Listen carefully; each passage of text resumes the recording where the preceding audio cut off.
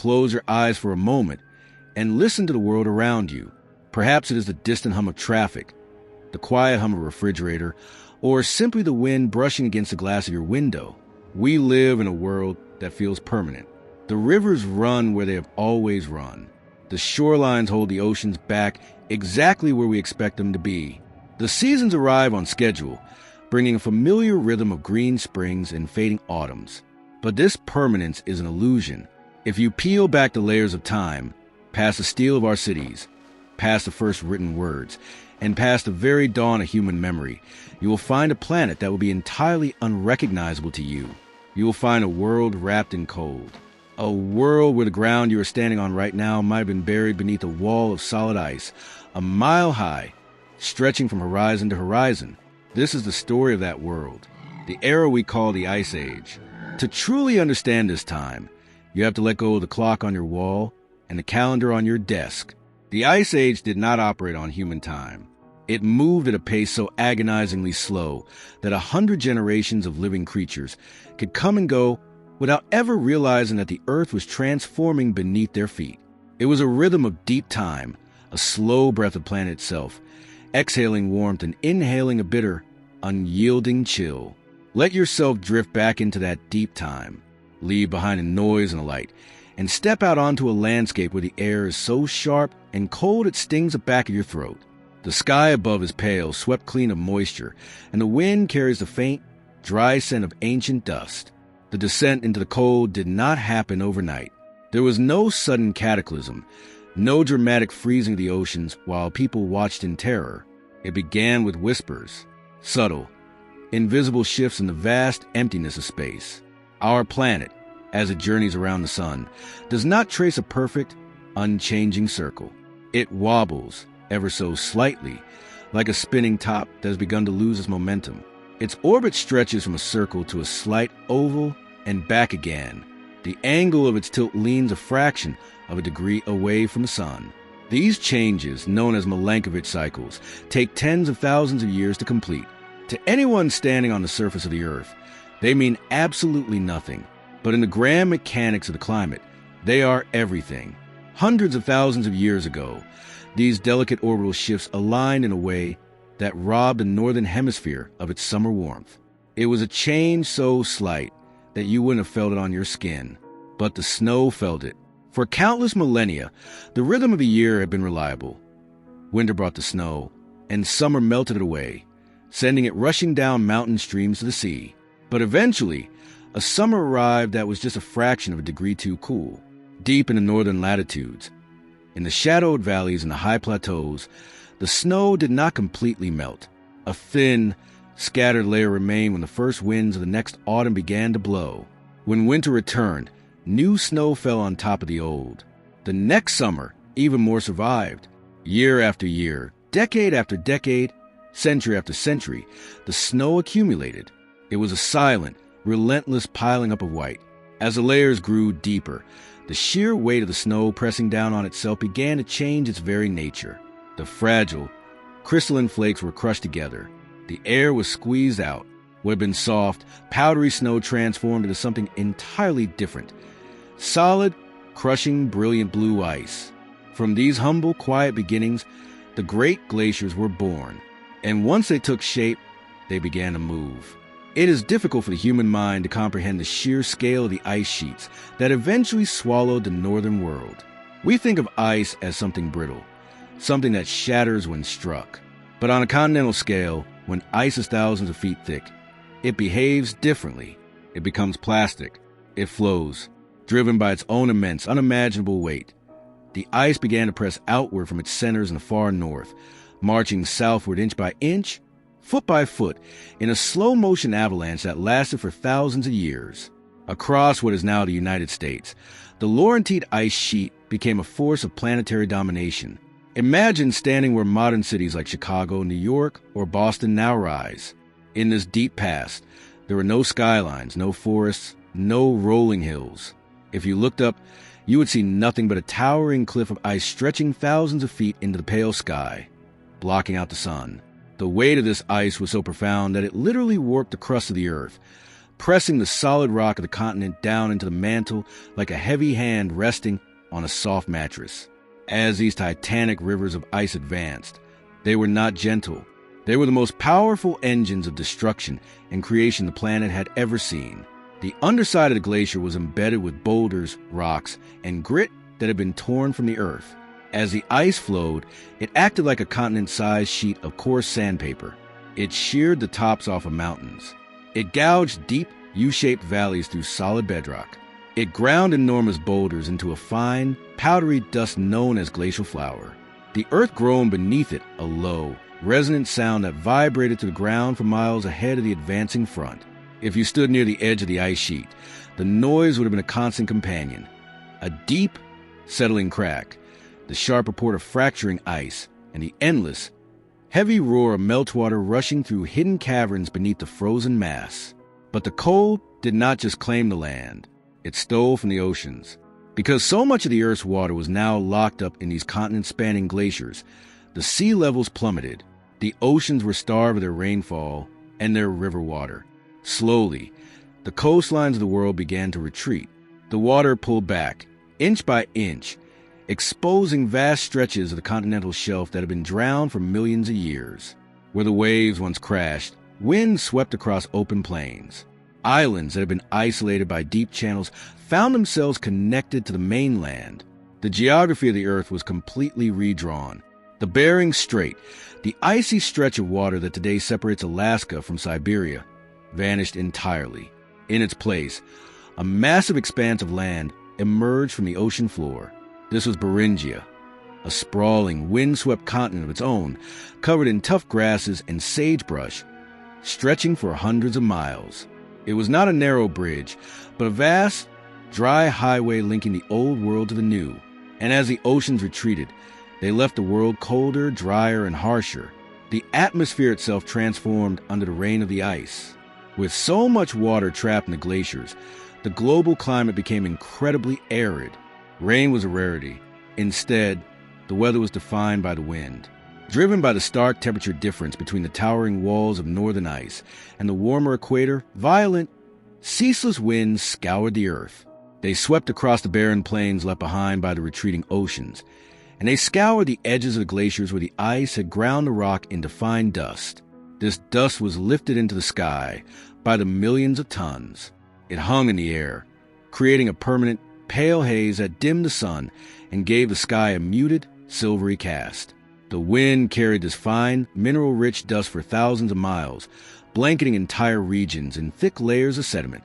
It settled over the Great Plains of North America, over the sprawling expanses of Europe and Asia, burying the landscape in a soft, dry powder. It was a harsh, stinging environment where the wind could strip the warmth from a body in minutes, and the blowing dust could blind any creature caught in its path. Yet, to view this world only as a desolate, frozen wasteland is to misunderstand the Ice Age completely. The crushing weight of the glaciers and the howling winds of the dust storms were only one part of the story. Beyond the towering cliffs of ice, where the freezing winds began to lose their edge, the land opened up into something spectacular. The shifting climate had destroyed the ancient forests, but in their place, it created something entirely new, a landscape that would become the greatest stage for life the Earth has ever seen. We must follow the wind away from the ice sheets, moving south across the dry, dusty plains, to where the snow begins to thin and the pale sun finally touches the ground.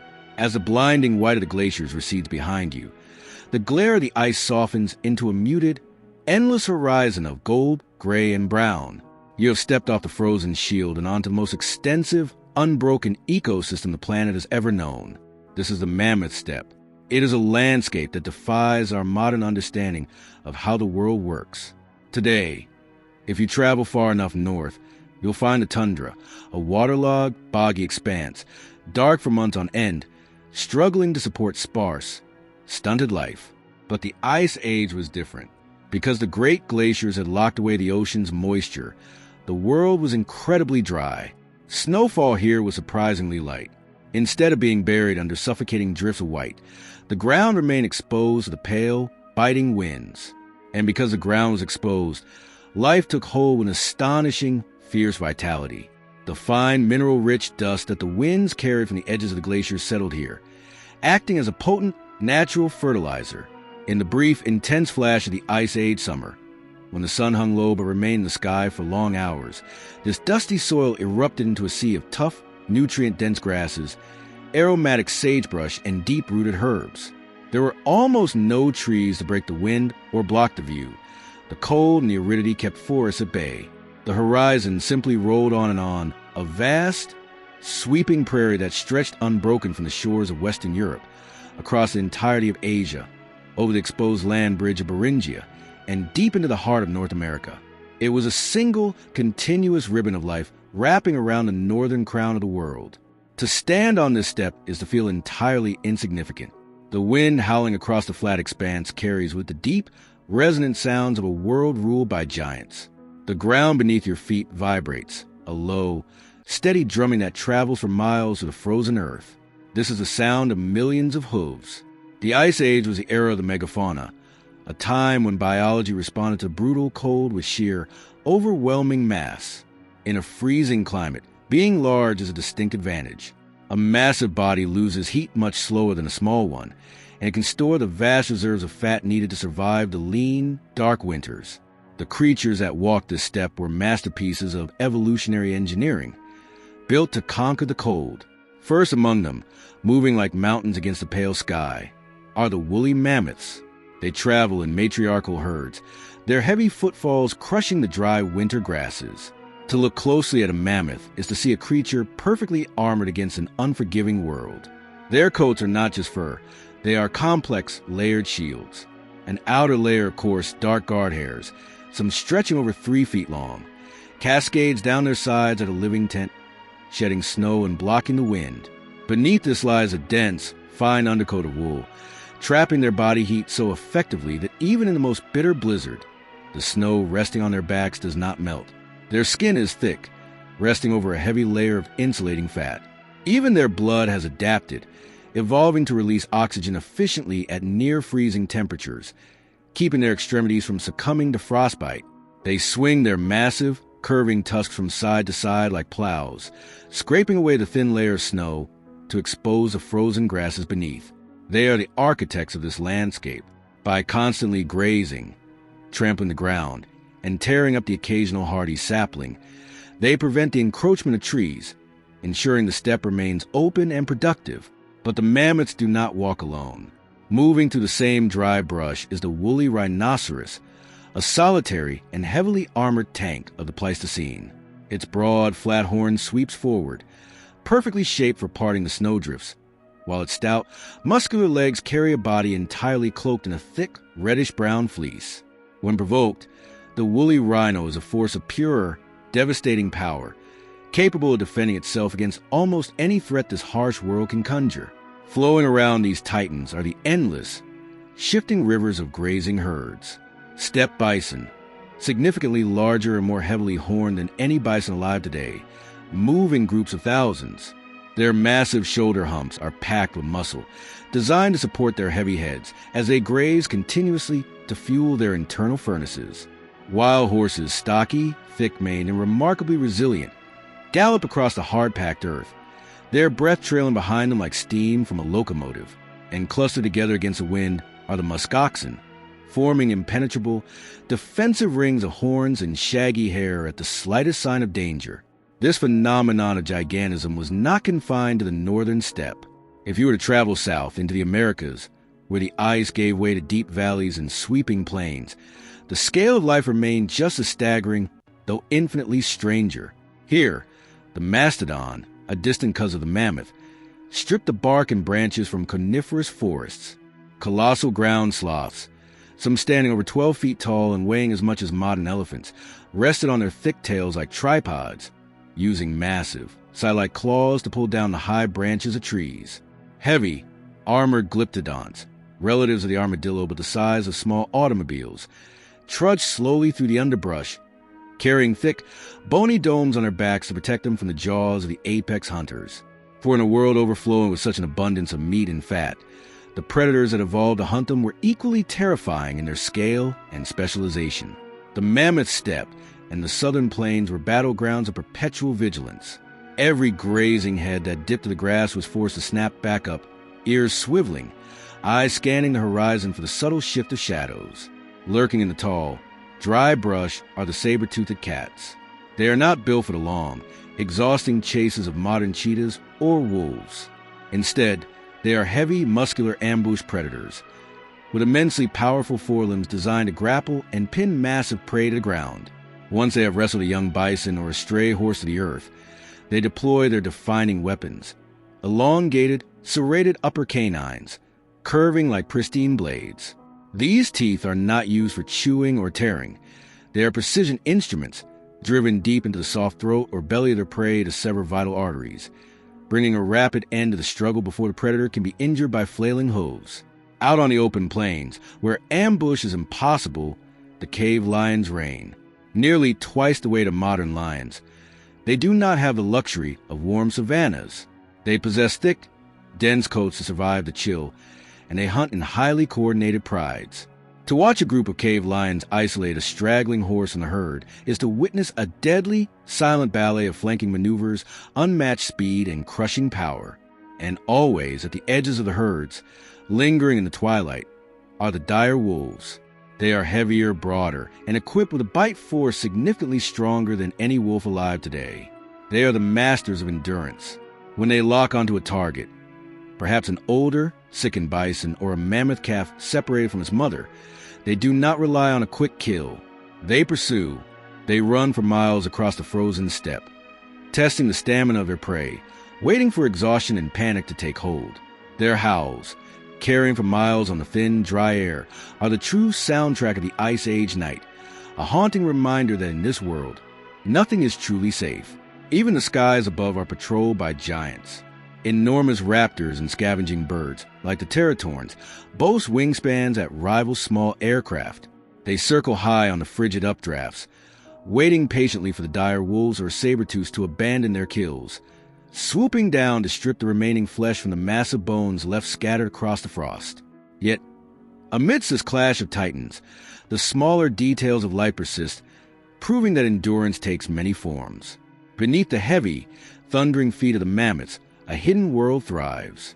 Lemmings and voles carve intricate networks of tunnels through the snow and the topsoil, insulated from the killing winds above. Arctic foxes, cloaked in brilliant white, step delicately across the surface, listening intently for the faint scratching of rodents beneath the snow, before diving headfirst into the drifts to secure a meager meal. Every creature, from the towering ground sloth to the smallest mouse, is locked in a perfectly balanced, brutal, and beautiful struggle to convert the sparse energy of the pale sun into life. This was a world that felt eternal. For tens of thousands of years, the ice held its ground in the north, and the endless herds of the Mammoth Steppe completed their great migrations beneath the hazy, dust-filled sky. It was an ecosystem of perfect, terrifying equilibrium, where the rules of survival were written in bone and frost. But as the slow, deep clock of the earth continued to tick, a new variable entered this equation of ice and giants.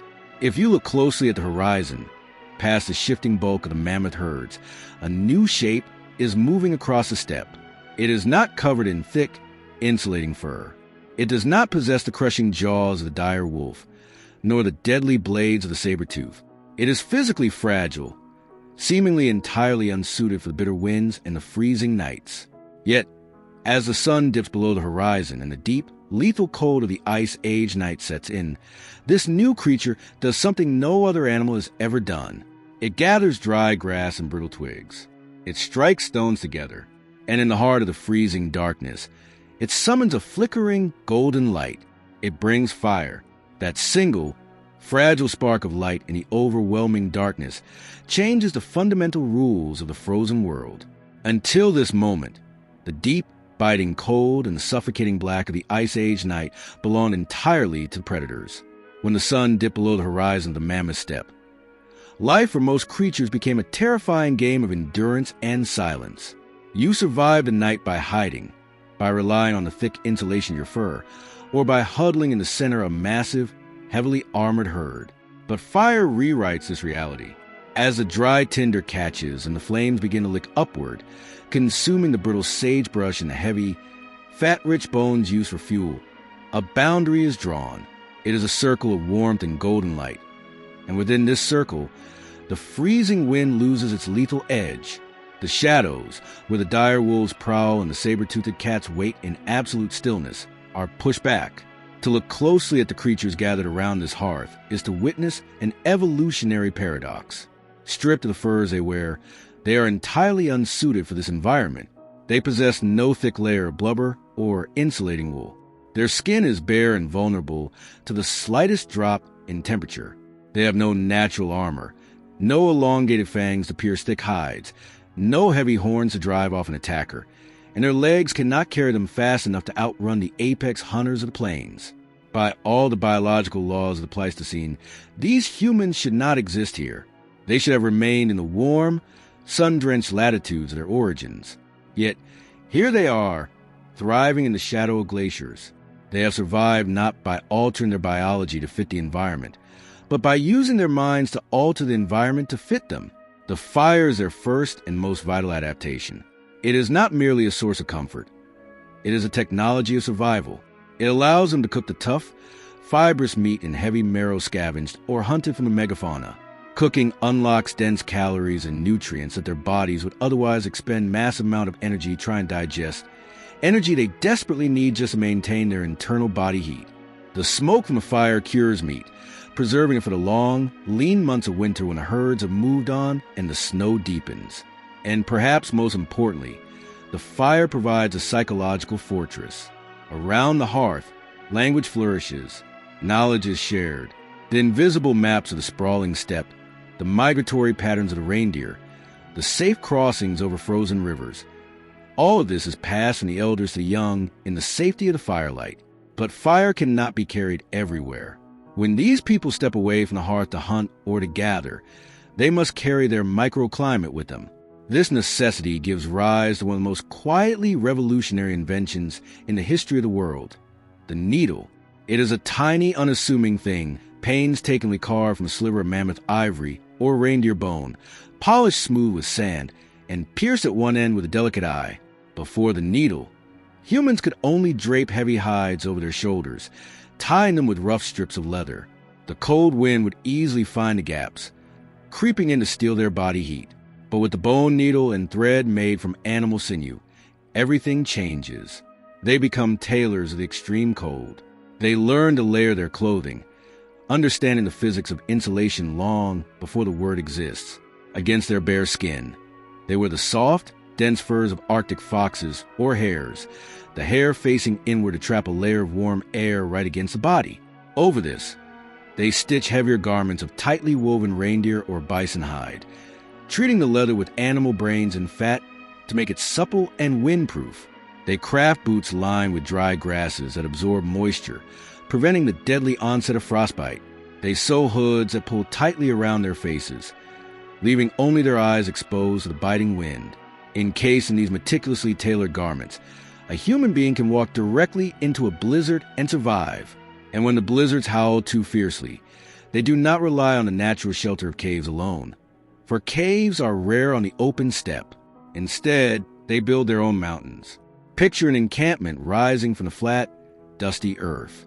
Where there is no timber, no stone, and no mud that isn't frozen solid, human ingenuity turns to the very giants that roam the plains. They build their homes from the bones of mammoths. It is a staggering feat of architectural engineering. Using the massive, curving jawbones as an interlocking foundation, they construct circular walls. For the roof, they interlock the massive, sweeping tusks, some weighing over 100 pounds each, creating a sturdy, domed framework. Over the skeletal structure, they stretch dozens of heavy animal hides, packing the bottom edges with earth and snow to seal out the drafts. Inside these bone houses, it is dark, cramped, and smells heavily of wood smoke, rendered fat and curing leather. But it is warm. The temperature inside, heated by a small central hearth, can be tens of degrees higher than the lethal chill outside. In a landscape that offers absolutely no quarter, humans have learned to construct their own sanctuaries. Yet, survival on the Mammoth Steppe demands more than just hiding from the cold. The human metabolism, constantly burning calories to generate heat, demands fuel. And the fuel of the Ice Age is meat and fat. To acquire it, humans must step out of their bone huts, walk out onto the exposed plains, and confront the most massive, dangerous animals on Earth. They do not do this with brute force. They do it with stone, and they do it with physics. Listen to the rhythm of the Ice Age encampment during the day. Beneath the howling of the wind, there is a sharp, percussive clack, clack, clack. It is the sound of flint knapping. A skilled hunter sits with a rounded river stone in one hand and a piece of raw flint or chert in the other. With precise, calculated strikes, they strike the flint, fracturing the stone along its natural planes. They do not just smash it, they sculpt it. They strike off long, razor-thin blades, sharper than modern surgical steel. They fashion heavy scrapers for cleaning hides, delicate awls for piercing leather, and, most crucially, the lethal, leaf-shaped points of their spears. But a spear held in a hand is of limited use against a woolly rhinoceros or a charging bison. To get close enough to thrust a spear is to invite death from a sweeping tusk or a crushing hoof. So, the human mind invents a way to strike from a distance with devastating force. They invent the spear thrower, or atlatl. It is a simple length of carved wood or bone with a hook at the far end that fits into the base of a flexible dart. When the hunter steps into a throw, the atlatl acts as an extension of their arm, adding an extra joint and multiplying the leverage. A spear thrown with an atlatl can fly at over 100 miles an hour, carrying enough kinetic energy to pierce the thick, matted fur and heavy hide of an Ice Age giant. The hunt itself is a masterpiece of strategy and profound patience. Humans cannot outrun a horse, nor can they physically wrestle a bison to the ground like a saber-toothed cat. Their advantage lies in endurance and intelligence. A hunting party will track a herd for days across the snow, reading the subtle signs left in the frost. They look for the weak, the old, or the young. They use the terrain to their advantage, driving a selected target toward a natural trap, a blind canyon, a snow-filled bog, or the edge of a steep cliff. When the moment comes, it is a coordinated, lethal dance. There are no roars, no reckless charges. It is silent communication, the raising of a hand, the shifting of weight. The spears fly, biting deep, and even then, the beast rarely falls immediately. The humans follow, tracking the blood trail through the snow, running at a steady, rhythmic pace that outlasts the panicked sprinting of their prey. They track the animal until exhaustion and blood loss bring it to its knees. There is a profound intimacy in this violence. The humans of the Ice Age do not view these animals simply as resources. They are intertwined in a brutal, necessary cycle of life and death. The mammoth provides the bones for their homes, the meat for their bellies, the fat for their lamps, the ivory for their needles, and the thick hides for their roofs. To kill such a creature is a monumental task, and the animal is deeply revered. This reverence, this deep, complex relationship between the fragile human and the towering giants of frost, eventually spills over from the realm of survival into something entirely new. It gives birth to the first great awakening of the human imagination. To witness this, you must leave the blinding light of the open steppe and follow these people deep underground. In regions where limestone cliffs offer natural caverns, humans do something inexplicable. They take torches of burning animal fat and walk away from the safety of the daylight, descending deep into the terrifying, pitch-black bellies of the earth. They crawl through narrow, suffocating tunnels where the air is damp and still, far beyond the reach of the sun, far beyond the places where they sleep or eat. There, in the absolute darkness, illuminated only by the flickering, dancing orange light of their torches, they reach out to the blank stone walls. They grind iron oxide into rich, blood-red ochre.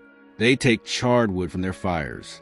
They chew charcoal and spit against their hands, using their own breath to spray paint the stone. And on these walls, they bring the Ice Age to life. They do not paint the landscapes, the rivers, or the mountains. They rarely paint themselves. They paint the animals. The walls are covered in sprawling, dynamic murals of wild horses running with their manes tossing. They paint massive steppe bison, their humps exaggerated to emphasize their power. They paint the woolly rhinoceroses and the great cave lions. They capture the movement, the spirit, and the overwhelming physical presence of the creatures they share the world with. In the shifting torchlight, the natural contours of the cave walls make the painted animals seem to breathe, their muscles rippling as if they are about to step right out of the stone. Why do they do this? Why expend precious energy and risk the dangers of the deep caves simply to make marks on a wall? Perhaps it is sympathetic magic, a ritual to ensure a successful hunt and the return of the herds. Perhaps it is a way to record the seasonal cycles, a vast visual encyclopedia of animal behavior. Or perhaps it is something more profound. Among the majestic paintings of the beasts, there are other marks, handprints, hundreds of them, pressed against the cold stone, outlined in red and black pigment. Some are the large, calloused hands of hunters. Some are the delicate hands of women. Some are the tiny hands of children, lifted and guided by an adult. In a world made of grinding ice and howling wind, a world where the earth itself seems indifferent to their fragile existence, these handprints are quiet, echoing voice in the dark. They are a statement of defiance against the vastness of deep time. They are saying, "We are here. We survived the cold. We saw the great beasts and we lived." This is the true triumph of humanity in the Ice Age. They did not merely endure the freezing temperatures and the terrifying predators. They built homes, they tailored clothes, they mastered the physical laws of hunting, and they found the space, the time, and the will to create art. They wove themselves into the very fabric of the Mammoth Steppe, becoming an apex predator not through claws or sheer size, but through the unstoppable force of the human mind. But the earth, in its long, slow breathing, never remained still for long. The delicate balance that has held the great glaciers in place for tens of thousands of years is about to be disturbed. The invisible clockwork of the solar system is shifting once again. The tilt of the earth is slowly, imperceptibly changing its angle toward the sun. The summers are about to grow just a fraction of a degree warmer. And as the fragile humans sit around their hearths, secure in their bone huts and their tailored furs, the first faint sound of a changing world begins to echo across the frozen plains. The ice is preparing to move. It does not begin with a roar. The end of the Ice Age begins with a single, fragile drop of water. For tens of thousands of years, the great glaciers have stood as unyielding monuments to the cold. They have seemed as permanent as the bedrock beneath them, towering walls of pale blue and blinding white that define the very limits of the world. But the Earth's slow, rhythmic dance around the sun has reached a turning point. The tilt of the planet shifts, exposing the northern hemisphere to just a fraction more sunlight during the summer months. It is an incredibly subtle change, a warming so slight that the creatures wandering the Mammoth Steppe would not feel the difference in the air. But the ice feels it, high up on the vast, frozen plateaus, where the air is thin and the silence is absolute. The surface of the ice begins to sweat under the pale summer sun. The frost that has clung to the jagged peaks of the glaciers loses its sharp edge. A tiny pool of meltwater forms in a shallow depression. It overflows, trickling down the face of the ice. It joins another trickle, and then another, together. They form a ribbon of water that cuts a narrow channel into the frozen surface, running downwards until it finds a deep, blue crevasse. The water plunges into the darkness, falling for hundreds, perhaps thousands of feet, into the hidden heart of the glacier. This is how the unmaking of a world begins. Not with fire, but with the quiet, relentless persistence of water. As the centuries pass, the summers grow marginally longer. The brief window of warm stretches, eating away at the edges of the winter. The single drop of water becomes a steady rhythm, a drumming pulse deep within the ice. The meltwater flowing into the crevasses reaches the bedrock beneath the glacier. Here, under the unimaginable weight of miles of ice, the water acts as a lubricant. The friction that has held the great ice sheets in place begins to fail. The ice begins to slide. If you were to stand at the edge of the Laurentide or the Fennoscandian ice sheets during this time of awakening, the profound silence of the Ice Age would be gone. The world would be filled with a terrifying, constant symphony of destruction. You would hear the agonizing groan of millions of tons of ice shifting against rock, a sound so deep it vibrates through the soles of your feet. You would hear the sharp, cannon-like cracks of massive blocks of ice fracturing and calving off the leading edge, crashing to the earth in clouds of pulverized frost. But louder than the groaning ice is the sound of the water. Rivers, born in the dark, crushing depths of the glaciers, burst forth from beneath the ice walls. These are not the gentle, meandering streams of the world we know. These are violent, turbulent torrents of milk-white water, thick with a ground-up rock and glacial flour created by the ice's long, grinding march. They surge out from ice caves with explosive force, tearing into the landscape, carving deep, chaotic channels into the earth. The glaciers are in retreat, but retreat is a deceptive word. The ice does not move backward. It simply melts faster at its edges than it can be replenished by the snows in its center. The great walls begin to shrink, pulling back mile by agonizing mile, leaving behind a devastated, unrecognizable landscape. As the ice peels away, it exposes ground that has not felt the warmth of the sun or the touch of the wind in 100,000 years. This newborn earth is raw, scoured clean of all soil, stripped down to the naked, scarred bedrock. It is littered with the debris of the glacier's journey. Sprawling fields of shattered gravel, towering piles of debris called moraines, and massive, solitary boulders drop randomly onto the plains like discarded toys of a giant. And as the crushing weight of the ice is lifted, the Earth itself begins to react. For millennia, the crust of the planet has been pressed down into the molten mantle by the sheer mass of the glaciers. Now, freed from that burden, the land begins to rise. It is a process called isostatic rebound. The ground heaves upward, shifting and settling. Earthquakes tremble through the newly exposed valleys. Fault lines that have been locked tight under the ice suddenly slip, altering the courses of the newborn rivers and reshaping the jagged horizons. But the greatest violence of the thaw comes from the water that cannot escape. In many places, the retreating glaciers leave behind massive, natural dams made of ice and compacted earth. Behind these dams, the torrential meltwaters begin to pool. Year after year, these hidden lakes grow, swallowing valleys and drowning the newly exposed landscapes. Some of these lakes become unimaginably vast. In the heart of North America, a body of water we now call Lake Agassiz swells until it holds more fresh water than all the modern Great Lakes combined. It sits there, a massive, silent ocean trapped behind a fragile, crumbling wall of ice. Eventually, inevitably, the ice can hold no more. The dam fractures. The collapse is not gradual. It is instantaneous and catastrophic. Imagine a wall of water, hundreds of feet high, bursting forth with the energy of 1,000 storms. It does not just flow over the land. It erodes the world in a matter of hours. The floodwaters tear across the continent, moving at highway speeds, carrying boulders the size of houses, as if they were pebbles. It rips the bedrock apart, scouring deep canyons and steep-walled coulees in a single, terrifying afternoon.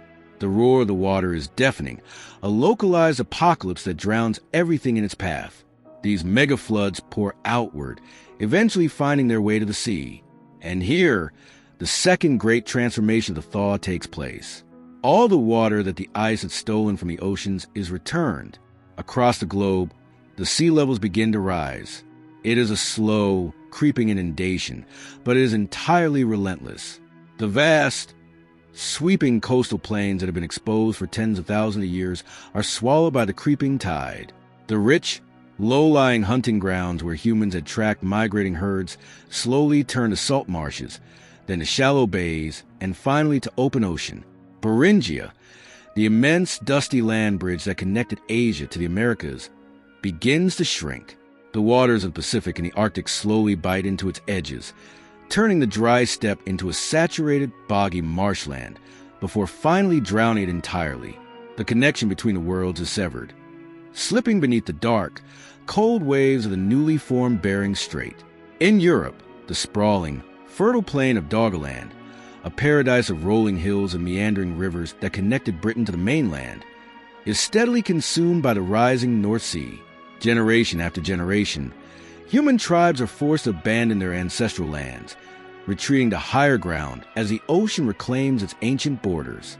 Yet, the most profound change of the Great Thaw does not happen along the coastlines or the edges of the melting glaciers. It happens in the heart of the world, on the sprawling, unbroken expanse of the Mammoth Steppe. For countless generations, this ecosystem has been defined by its aridity and its cold.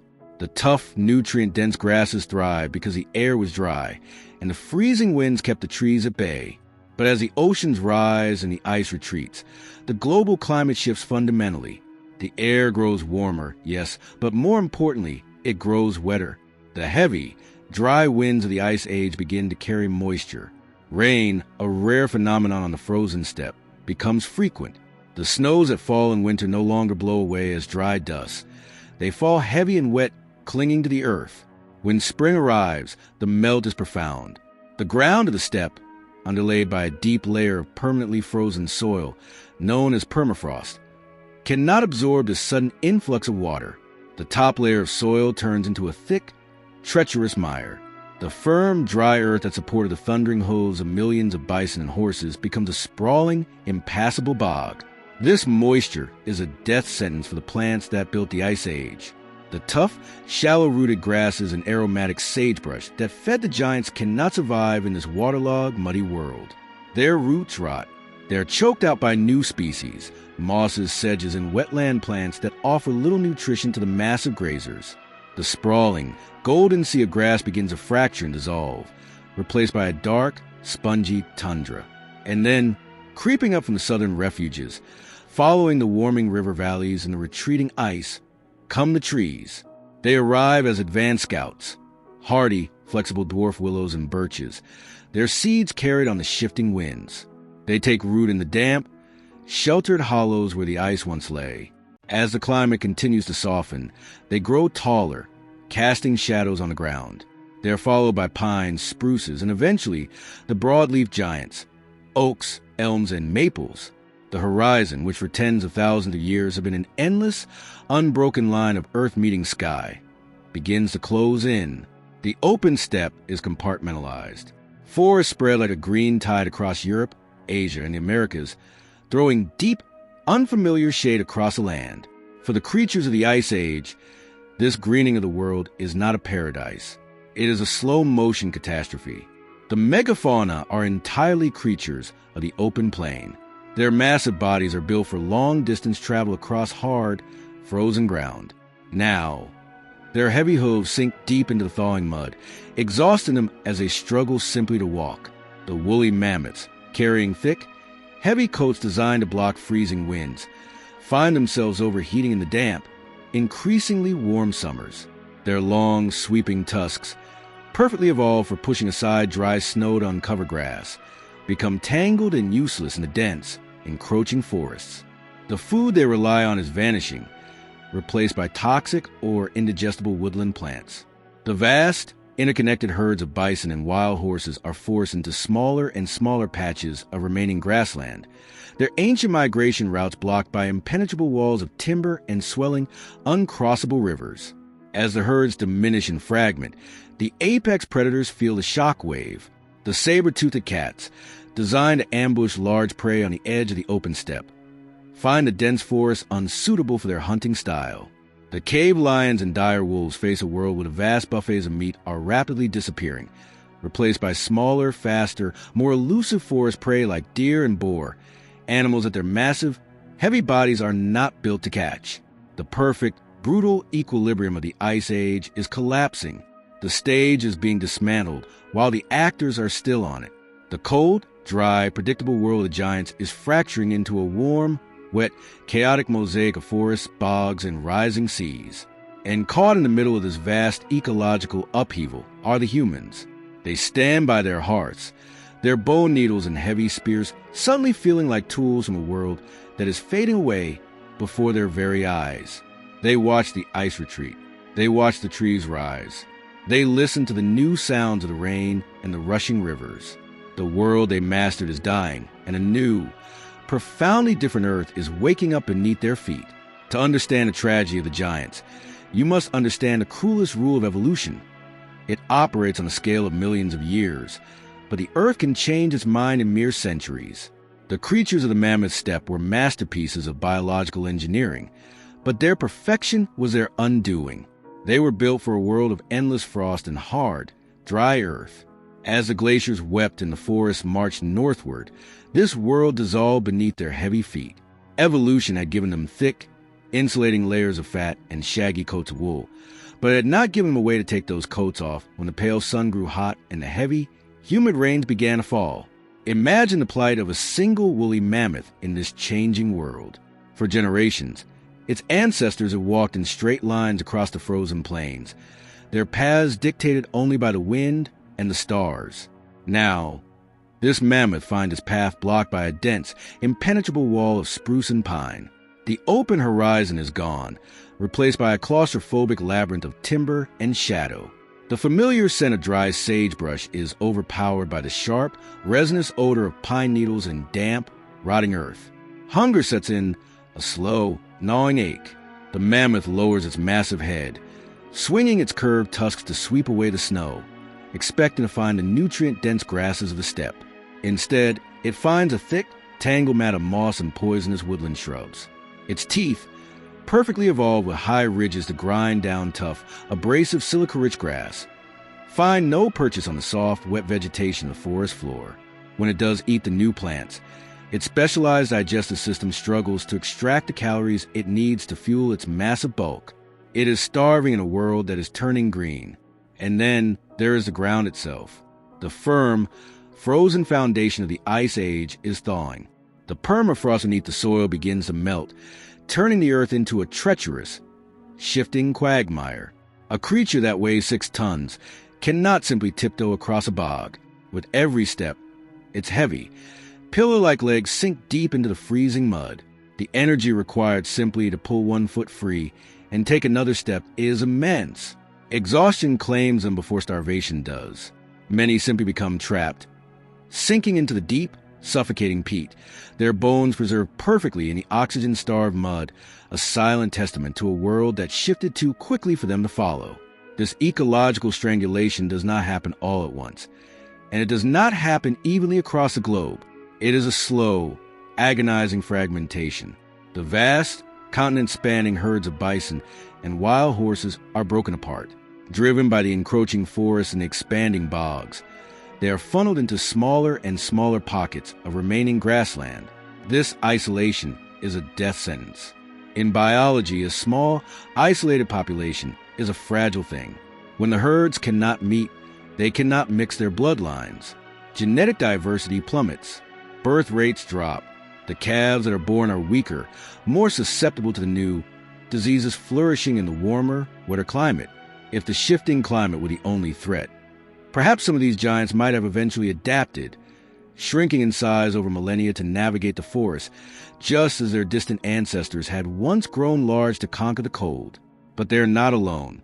They share this fracturing world with a predator that does not rely on millions of years of genetic mutation to adapt. They share it with humans. For the human tribes of the Pleistocene, the melting of the ice and the death of the steppe is a profound crisis, but it is not an extinction event. While a mammoth cannot simply shed its fur or change its teeth, a human can drop a heavy spear and pick up a different tool. Human adaptation is not bound by biology. It is driven by the boundless, rapid engine of culture and invention. As the dense forests close in, the hunting tactics that define the Ice Age become obsolete. You cannot track a herd of bison for days through an impenetrable thicket. You cannot hurl a heavy, atlatl-driven spear through a dense canopy of oak branches. The long, sweeping maneuvers of the open plains are impossible in the tangled shadows of the New World. So, the human mind pivots. The grand, communal hunts of massive megafauna are gradually abandoned. The tribes break into smaller, highly mobile bands, learning to navigate the tight corridors of the woods. They begin to hunt smaller, faster, more elusive prey, red deer, wild boar, and game birds that flourish in the new temperate forests. To hunt in this environment, their tools undergo a radical transformation. The heavy, leaf-shaped spear points of the Ice Age are replaced by microliths, tiny, razor-sharp flakes of flint meticulously mounted into bone or wooden handles. And from this era of adaptation emerges a masterpiece of kinetic engineering, the bow and arrow. The bow is a weapon perfectly suited for the forest. It requires no long, running throw. It can be drawn in silence, hidden behind the trunk of a tree, and released with a lethal, whispering speed that cuts through the dense underbrush. It is also during this twilight of the giants that humans forge an alliance that will forever alter the trajectory of both species. Out in the shrinking cold, the dire wolves are starving, their massive prey vanishing. But another, smaller canine is lingering near the human fires. The gray wolf, highly adaptable and intelligent, begins to edge closer to the light through a slow, hesitant dance of mutual benefit, exchanging scraps of cooked meat for the early warning bark of an approaching predator. A bond is formed. The wolf becomes a dog. Humans gain a companion with senses far sharper than their own, an ally that can track wounded prey through the confusing scents of the damp forest floor. Armed with the bow, accompanied by the first dogs, and possessing an unparalleled ability to learn and adapt, humans become the ultimate apex predator of the warming world. And this is where the fate of the Ice Age giants is sealed. The great beasts are already reeling. Their habitats are shrinking, their food is disappearing, and their birth rates are plummeting. They are walking a tightrope over the abyss of extinction. Human hunters provide the final, fatal push. It does not require a conscious slaughter to drive a species to extinction. When a population of mammoths or mastodons is already under severe ecological stress, they cannot afford to lose even a few breeding adults each year. A hunting party bringing down just one mammoth every few months is enough to tip the mathematical scales toward oblivion. The birth rate simply cannot outpace the combined forces of a hostile climate and human spears. Slowly, continent by continent, valley by valley, the giants begin to blink out. The great predators are first to truly feel the silence. The saber-toothed cats, those heavy, muscular ambush hunters, find their hunting grounds transformed. The massive, slow-moving herbivores they evolved to grapple with are gone. In their place are swift, agile deer that easily outrun the heavy cats. Starvation claims the saber-tooths, their magnificent, lethal blades useless in a world that is suddenly sped up. The cave lions follow, unable to sustain their massive bulk in the dense, shadowy forests. The dire wolves, outmatched by the quicker, more adaptable gray wolves and dogs, howl their last over the shrinking patches of frost before they too fade into the earth. The ground sloths of the Americas, those towering gentle browsers, are hunted into oblivion, their slow, deliberate movements offering no defense against the coordinated strikes of human hunters armed with advanced weaponry. The woolly rhinoceroses disappear into mud and the memory of the changing earth. By the time the climate fully stabilizes into the warm, predictable rhythm of the Holocene, the geological epoch we live in today, the vast majority of the animals weighing over 100 pounds have vanished from the northern hemisphere. The thundering vibration that once shook the Mammoth Steppe is gone. The world is quieter, smaller, and entirely redefined. Yet, history rarely draws a clean, straight line.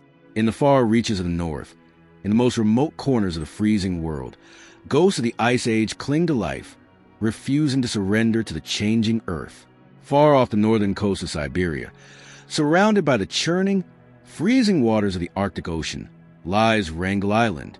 As the glaciers melted and the sea levels rose, flooding the continental shelves, this high point of land was cut off from the rest of the world. It became a lifeboat, a tiny, isolated fragment of the Mammoth Steppe that survived the Great Thaw. And on this island, a population of woolly mammoths survived. For thousands of years, while the rest of the world transformed, while humans learned to farm, while the first great civilizations began to rise along the warm banks of the Nile and the Tigris, the mammoths of Wrangel Island continued to walk in the snow. They were entirely alone. The rising seas had locked them in and kept the human hunters out.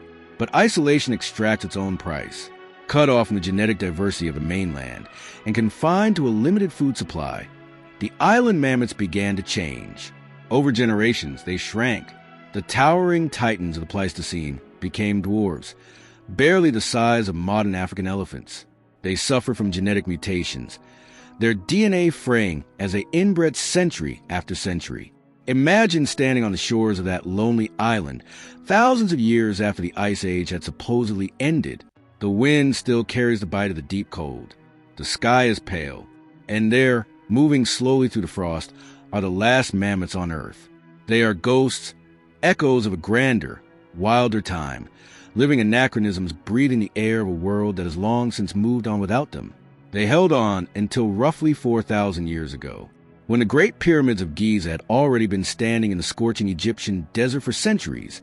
The last woolly mammoth on Wrangel Island closed its eyes, let out a final heavy breath, and collapsed into the snow. With that breath, the Ice Age finally, truly ended. The giants were gone. The glaciers had retreated to the poles and the highest mountain peaks. The great, sweeping steppe was drowned by the sea and swallowed by the forest. The world had been remade. For the humans left standing in this new, green world, the horizon was no longer a place of endless, wandering herds. The rules of survival had fundamentally changed once again. The earth was warming, the seasons were settling into a reliable rhythm, and the soil beneath their feet was rich and damp. They did not know it yet, but they were about to embark on the most profound transformation in the history of life on Earth. They were about to stop walking. The silence that followed the fading of the giants was not the silence of a dead world, but the quiet of a planet taking a deep, long breath. The frantic, desperate energy of the Ice Age, the endless walking, the brutal hunts, the shivering nights spent huddled beneath hides and bone, began to ebb away. The Earth had finally settled into a new, gentle rhythm. This is the dawn of the Holocene, the geological epoch that embraces the world we know today.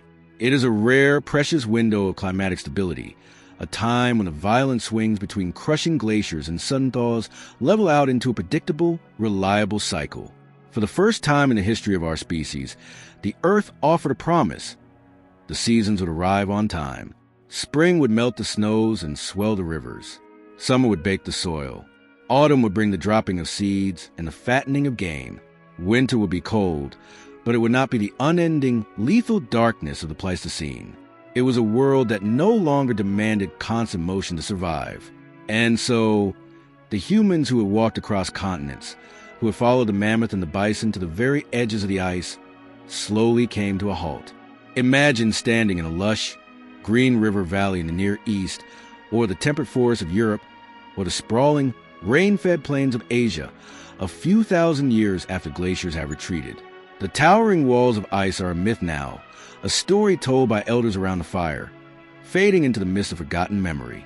The landscape around you is dense and thriving. The rivers are choked with fish, flashing silver in the shallows. The wetlands are loud with the calls of millions of migrating waterfowl. The meadows are thick with wild grasses, their stalks bending under the weight of heavy, nutrient-rich seeds. In this world of localized, predictable abundance, the need to wander diminishes. Why pack up your shelter and risk the open wilderness when the river provides a steady run of salmon?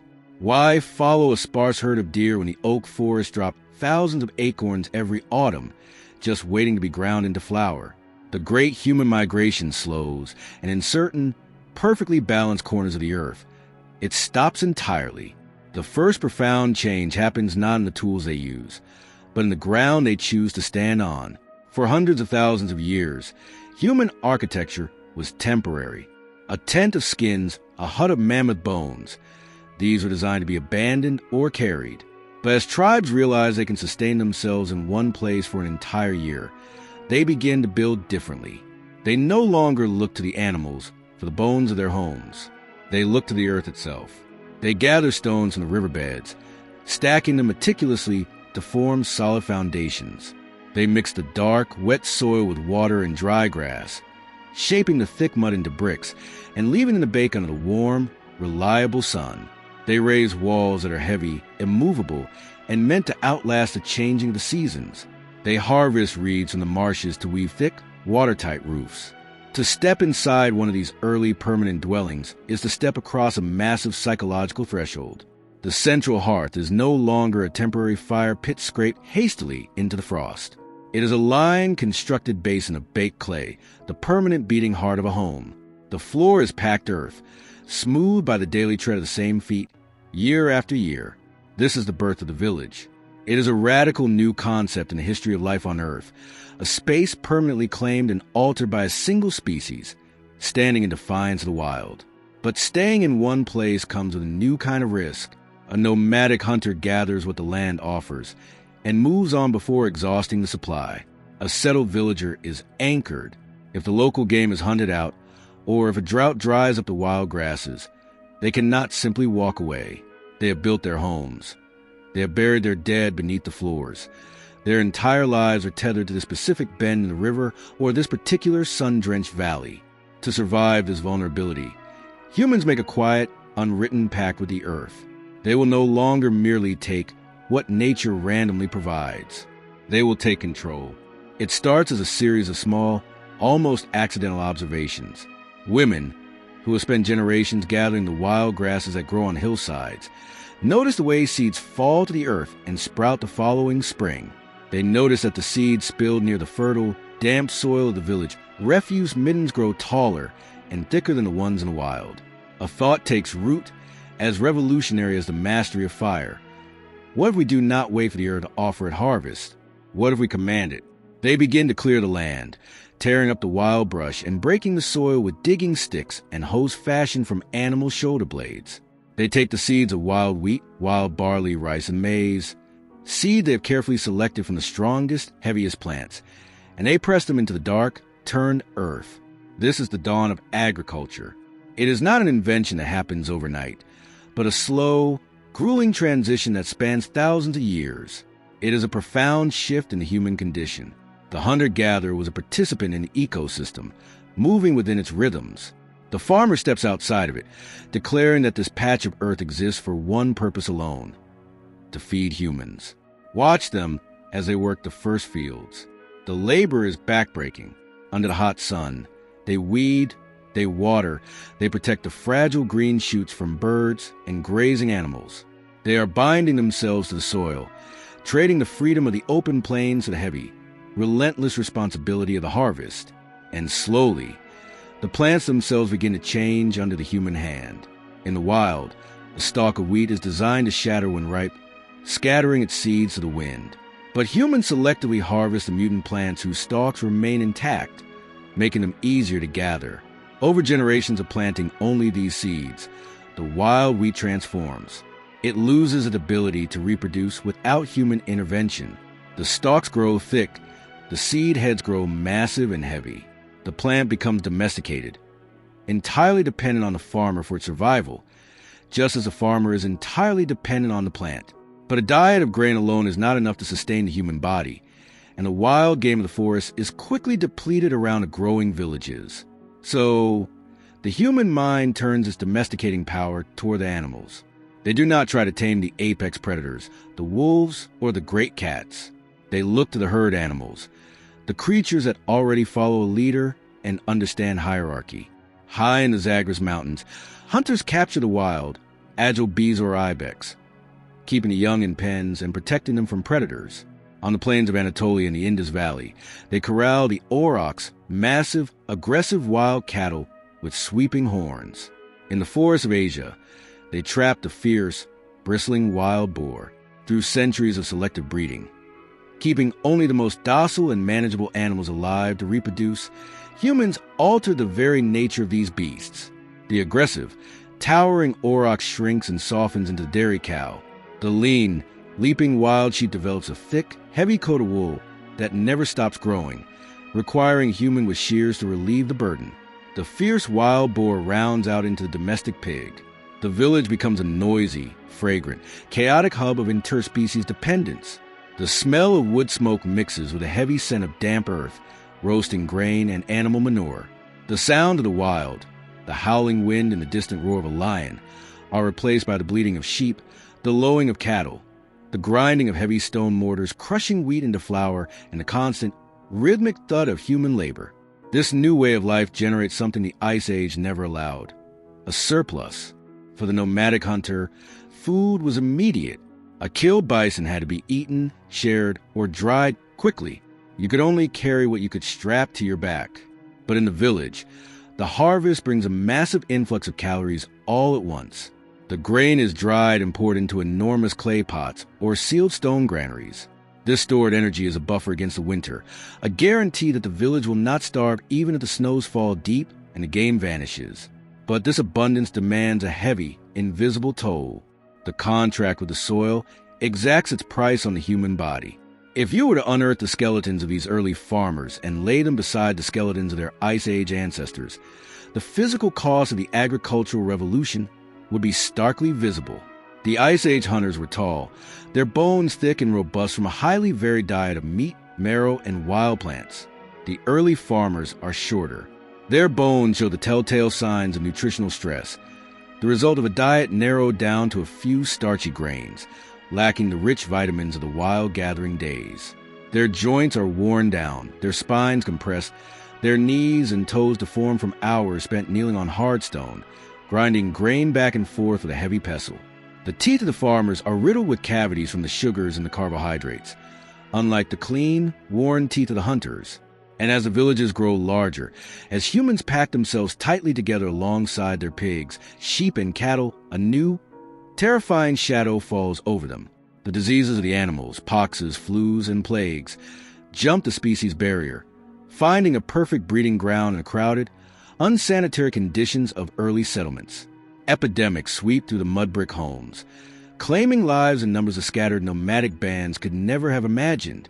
Yet, despite the disease, the grueling labor, and the narrow diet, the human population explodes. Agriculture is a numbers game.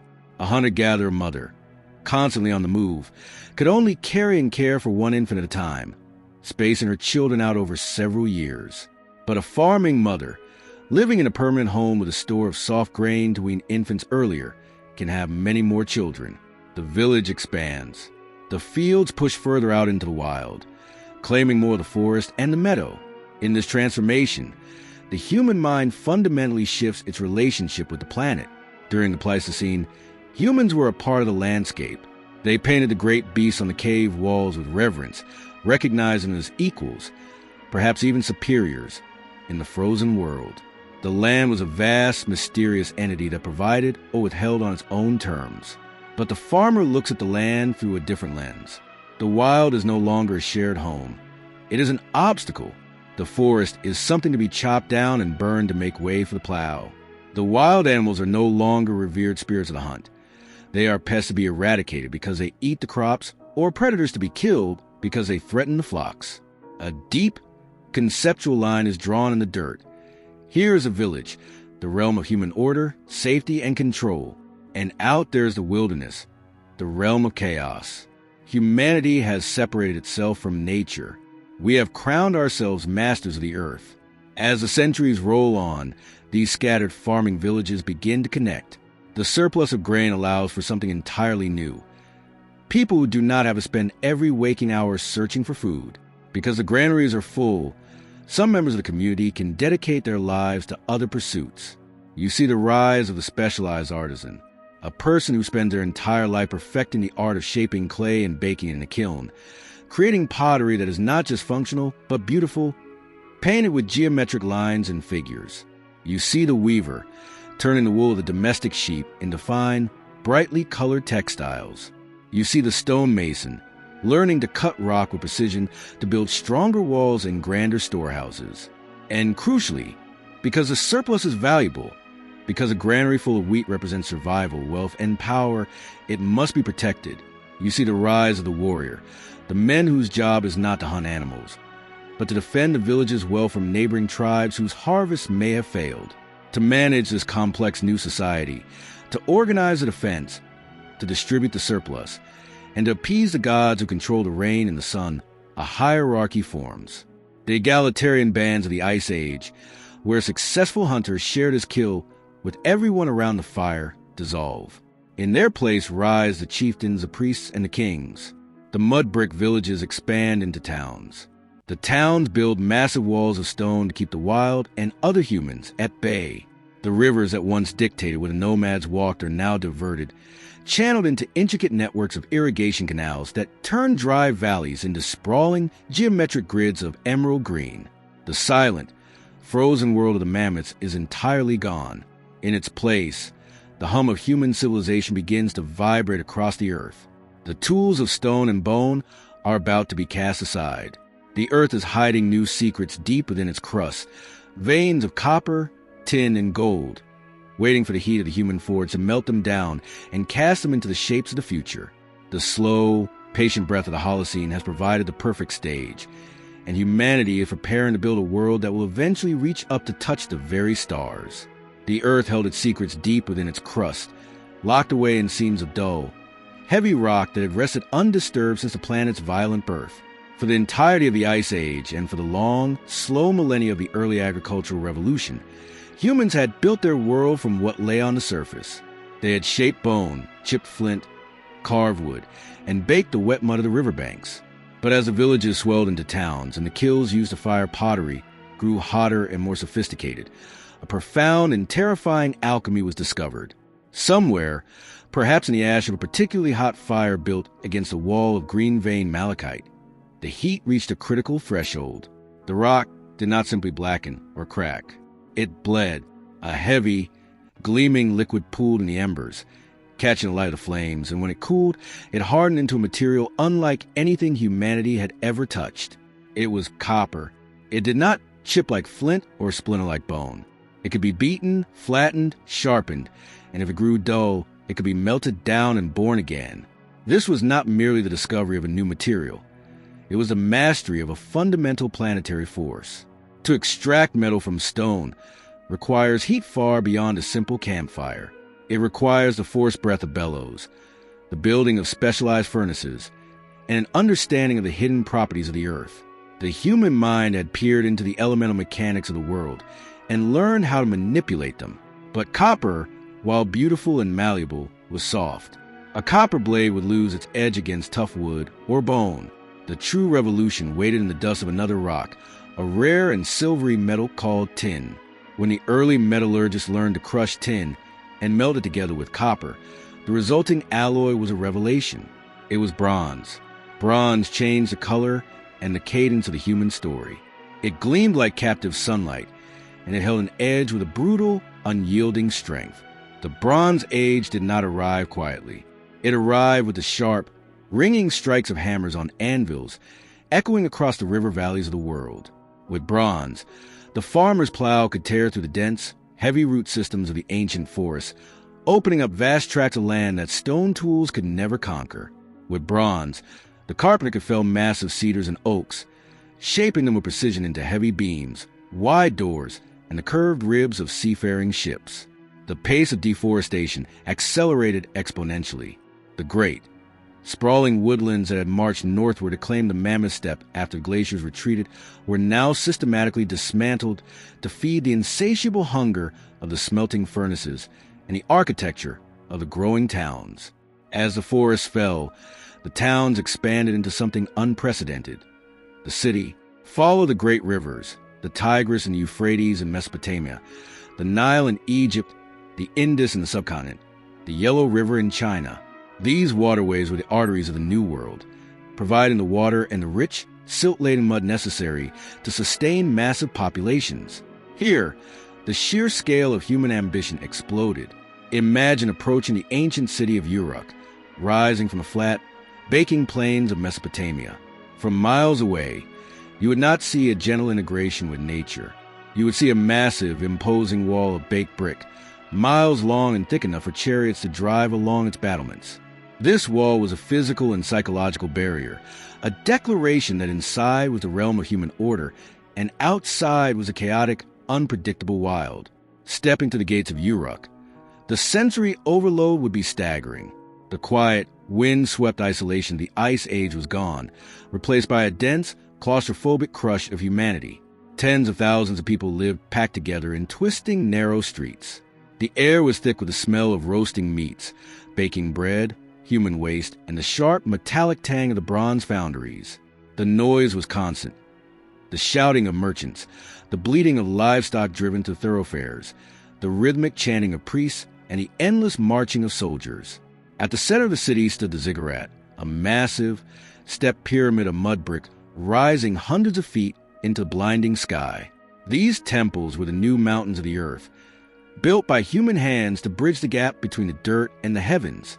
They were physical manifestations of power, requiring the coordinated labor of thousands of workers. To manage this overwhelming complexity, to track the thousands of bushels of grain pouring into the centralized storehouses, to distribute the rations to the laborers, to equip the armies with bronze weapons, the human mind had to invent a new way to remember. Human memory, passed down through the oral traditions of the tribal elders around the fire, was no longer sufficient. It was too fragile, too easily altered, and too limited in capacity. The solution was found in the soft clay of the riverbanks and the sharp reeds that grew in the marshes. An accountant, sitting in the shadow of the ziggurat, took a damp tablet of clay and pressed a wedge-shaped end of a reed stylus into its surface.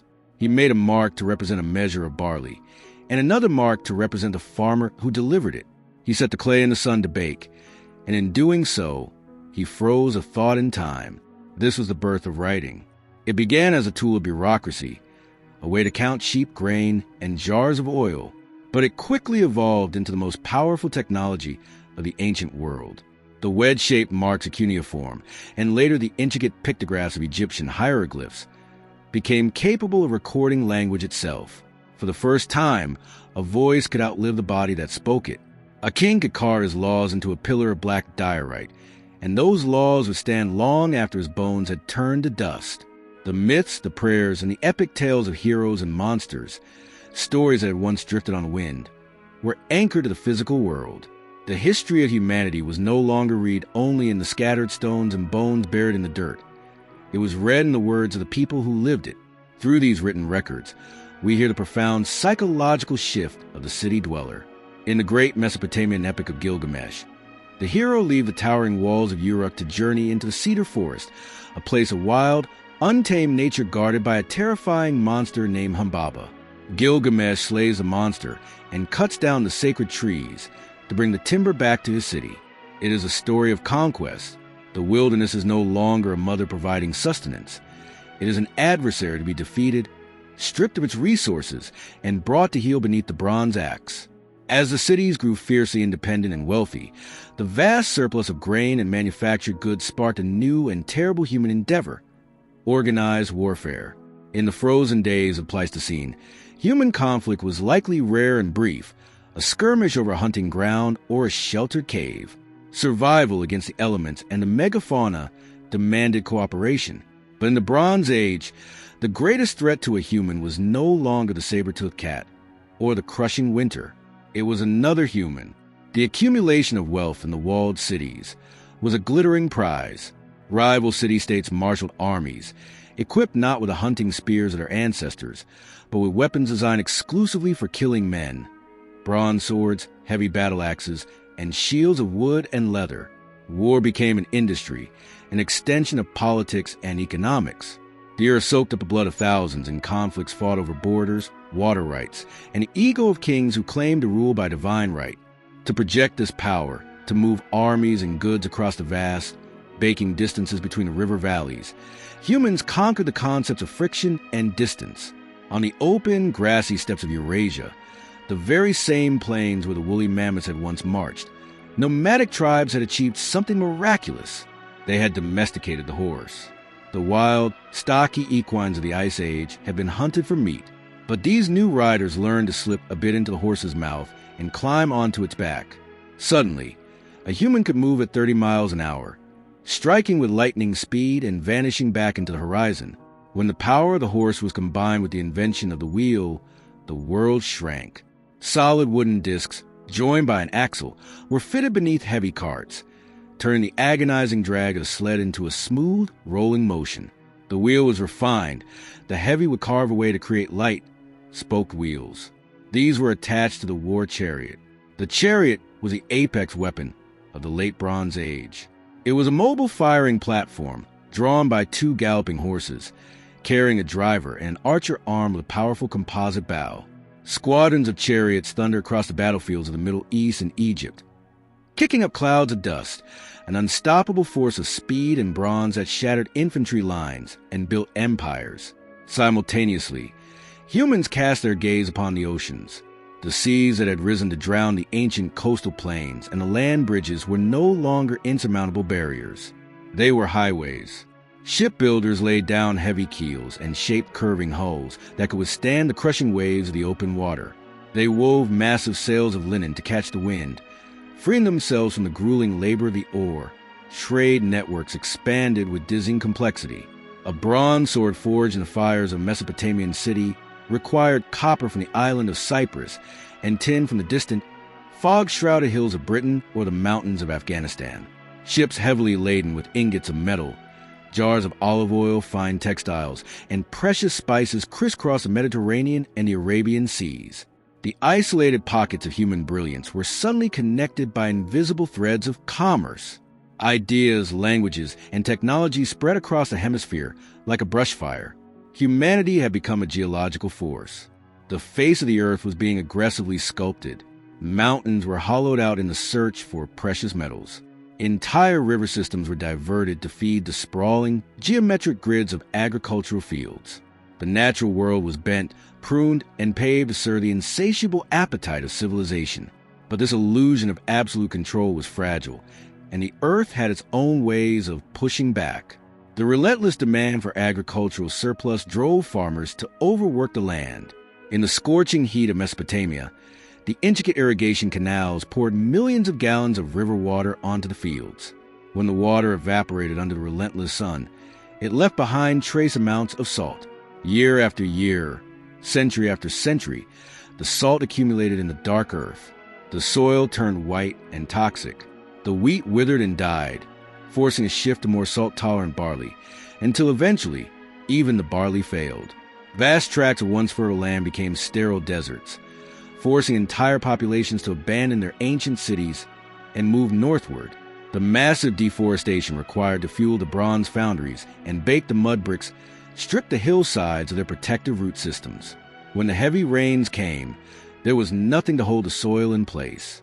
Massive erosion washed the topsoil into the rivers, choking the waterways with silt and destroying the delicate ecological balance of the valleys. Civilizations rose to dazzling heights of wealth and architectural splendor, only to collapse under the weight of their own environmental mismanagement, crippling droughts, or the sudden, devastating invasions of migrating peoples driven by famine in other parts of the world. The late Bronze Age ended in a cascade of fire and ruin, a mysterious, systemic collapse that saw great empires shatter, writing systems forgotten, and magnificent cities abandoned to the encroaching sands. Yet, humanity did not retreat into the caves. The momentum of progress was a runaway train, and the knowledge of the forge survived the darkness. As the embers of the Bronze Age faded, a new, even hotter fire was kindled. The metallurgists turned their attention to a metal that was far more abundant than copper or tin, but vastly more difficult to master. It required furnaces capable of reaching terrifying temperatures, heat that could melt the very stones of the forge. But when they finally learned to extract and hammer this new metal into shape, they forged a material that was harder, sharper, and more durable than anything that had come before. This was iron. The Iron Age democratized power. Because iron was plentiful, weapons and tools were no longer the exclusive domain of wealthy kings and elite chariot warriors. Entire armies could be equipped with iron swords and iron-tipped spears. Farmers could fix iron plowshares to their yokes, ripping through the dense, rocky soils of northern Europe and clearing the way for new agricultural heartlands. The pace of history accelerated into a blur. The slow, patient rhythms of the Ice Age, where millennia might pass with nothing more than a shift in the wind, were entirely erased. Time was now measured in the rapid rise and fall of empires, the sweeping conquest of ironclad legions, and the relentless expansion of human borders. Great roads of fitted stone were laid down across continents, cutting through mountains and bridging deep gorges, ensuring that the march of armies and the flow of trade would never be halted by the changing of the seasons. Aqueducts carried fresh water for dozens of miles from remote springs directly into the hearts of sprawling metropolises, defying the natural gravity of the landscape. The human mind reached outward, charting the movements of the stars not just to track the changing of the seasons, but to navigate the trackless oceans and to map the mathematical architecture of the universe. Philosophers gathered in marble courtyards to debate the nature of existence, politics, and the soul. The myths of the animal spirits and the terrified reverence for the lightning and the storm gave way to organized religions, sprawling pantheons, and the worship of distant abstract gods. The planet was no longer a vast, terrifying wilderness where humans huddled in the shadows. It was a chessboard, a canvas, a resource to be extracted and molded. The deep, heavy ice that once crushed the continents was now a forgotten ghost, surviving only in the highest peaks and the desolate, untouched poles. But as the fires of the forges burned ever hotter, turning iron into steel, and as the sails of great wooden armadas billowed on the oceans, set course for entirely new hemispheres. A profound amnesia settled over the human race. In our relentless drive forward, in our brilliant, violent conquest of the earth, we forgot the cold. We forgot the mammoths and the dire wolves. We forgot that our bodies, our instincts, and our deepest, unspoken fears were forged not in the safety of the walled city, but in the freezing, unforgiving winds of a world we no longer recognized. We were hurtling toward a future of incredible machines, of artificial light that would banish the night entirely, and of a power so vast it could alter the very atmosphere of the planet. The final transformation of the Earth was at hand, an age where the human footprint will become the defining geological feature of the world. The fires of the iron forges, as hungry as they were, still relied on the surface of the Earth. They burned the forests, turning ancient oaks and towering pines into charcoal to feed the intense heat required to shape the metal. But the forests, vast as they were, had limits. As empires expanded, crossing oceans in wooden ships and raising cities of stone and iron, the appetite for energy began to outstrip what the living world could provide. The human race was running out of fuel, and so, driven by necessity and an unrelenting curiosity, humanity dug deeper, past the soil, past the clay, and past the shallow veins of copper and tin. They burrowed into the dark, silent bedrock of the earth, entering places where light had never existed. And there, buried beneath hundreds of feet of crushed rock, they found a black, brittle stone that felt cold to the touch but held a secret that would alter the trajectory of the planet forever. They found coal. To hold a piece of coal is to hold a fragment of deep time. It is not merely a rock. It is a compressed, fossilized remains of ancient, swampy forests that thrived hundreds of millions of years ago, long before the first glacier ever formed, long before the mammoths walked the steppe. These prehistoric trees had soaked up the sunlight of a younger, hotter Earth, binding that solar energy into their leaves and trunks. When they died, they fell into oxygen-starved bogs, sinking into the mud where they could not rot. Eon after eon, the Earth piled sediment on top of them, crushing them, baking them beneath the crust until that ancient sunlight was locked away, concentrated into a dense, carbon-rich stone. When humans brought this black stone to the surface and set it on fire, they were not just burning fuel. They were unleashing the trapped energy of a world that had vanished hundreds of millions of years before. They were burning deep time.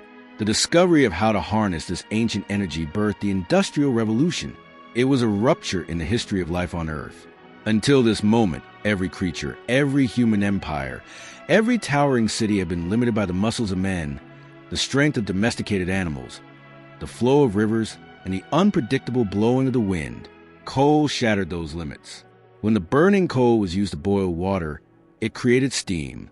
And when that steam was trapped and directed into a piston, it produced a relentless, untiring mechanical force.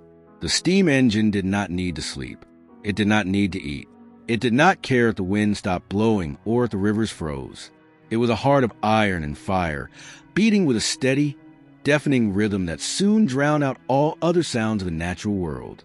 The slow, seasonal cadence of the agricultural age, which had itself replaced the wandering rhythms of the Ice Age, was utterly obliterated. Time was no longer measured by the rising and setting of the sun or the turning of the leaves. Time was measured by the rigid, mechanical ticking of the factory clock. Imagine the transformation of the landscape. The quiet, green valleys of Europe and North America are suddenly pierced by towering brick smokestacks. Thick, black clouds of soot pour into the sky, blocking out the sun and coating the surrounding towns in a permanent layer of grime. The air, which during the Pleistocene had been filled with the fine, pale dust of the glaciers, is now choked with the heavy, sulfurous smog of burning carbon. The earth is ripped open on an unprecedented scale to feed the iron mouths of the machines. Miners descend into the suffocating darkness of the coal shafts, spending their lives underground, breathing the black dust, entirely detached from the natural world above. The surface of the planet becomes a grid of iron rails, and upon these rails, monstrous engines of steel pull thousands of tons of cargo and humanity across continents at speeds that defy comprehension. A journey that would have taken an Ice Age hunter a lifetime of perilous walking is now completed in a matter of days, accompanied by the shrieking whistle of the train and the rhythmic pounding of steel on steel. The world shrinks. The vast, terrifying distances that once isolated human tribes and allowed for the slow, delicate evolution of distinct cultures and languages are collapsed. And yet, coal is only the beginning. The thirst for energy, once awakened, becomes insatiable. Humans probe even deeper into the crust, piercing the subterranean vaults of the earth to strike liquid fire. Oil! If coal is the buried forest of the deep past, oil is the buried oceans. It is the liquefied remains of trillions of microscopic marine organisms that lived and died in ancient, sunlit seas, crushed over millions of years into a dark, volatile sludge. When humans pump this liquid to the surface and refine it, they unlock an energy density that makes coal look weak. With oil, the internal combustion engine is born. The heavy, lumbering steam trains are joined by millions of automobiles. The earth is paved over. Rivers of asphalt and concrete are poured across the plains where the bison once migrated, slicing through forests, bridging the widest rivers, and tunneling straight through the hearts of mountains. The landscape is entirely subjugated, redesigned to accommodate the relentless, high-speed flow of human commerce. And then, fueled by this liquid fire, humanity does the impossible. They conquer the sky. For the entirety of human existence, the sky had been the realm of the gods, the birds, and the weather. The great Teratorns of the Ice Age had circled high on the frigid thermals, looking down at the fragile humans struggling in the snow. Now, humans build their own wings of aluminum and steel. They fill their mechanical birds with refined oil, and they tear into the heavens. The roar of the jet engine replaces the howl of the Pleistocene wind. They fly higher than any bird, crossing the vast, dark oceans in a matter of hours, looking down at the Earth from the stratosphere, seeing the curvature of the planet itself. The conquest is absolute. The night, that terrifying domain of the dire wolf and the saber-toothed cat, the darkness that forced the first humans to huddle shivering around their fragile sparks of fire, is banished entirely. The power of coal and oil is converted into electricity. Invisible currents of electrons flow through millions of miles of copper wire, illuminating the globe. If you were to look at the Earth from the silent void of space, you would no longer see a dark, sleeping sphere. You would see a planet glow with a brilliant, artificial luminescence. The outlines of the continents are traced in gold. The massive, sprawling cities burn with the intensity of fallen stars. We have pushed back the shadows so completely that in the hearts of our greatest metropolises, the stars themselves are no longer visible. We have blinded ourselves to the universe in order to illuminate our own creations. But this magnificent, terrifying mastery of the planet hides a profound paradox. Look closely at the human being sitting in the climate-controlled cabin of a jetliner, traveling at 600 miles an hour, 30,000 feet above the Earth.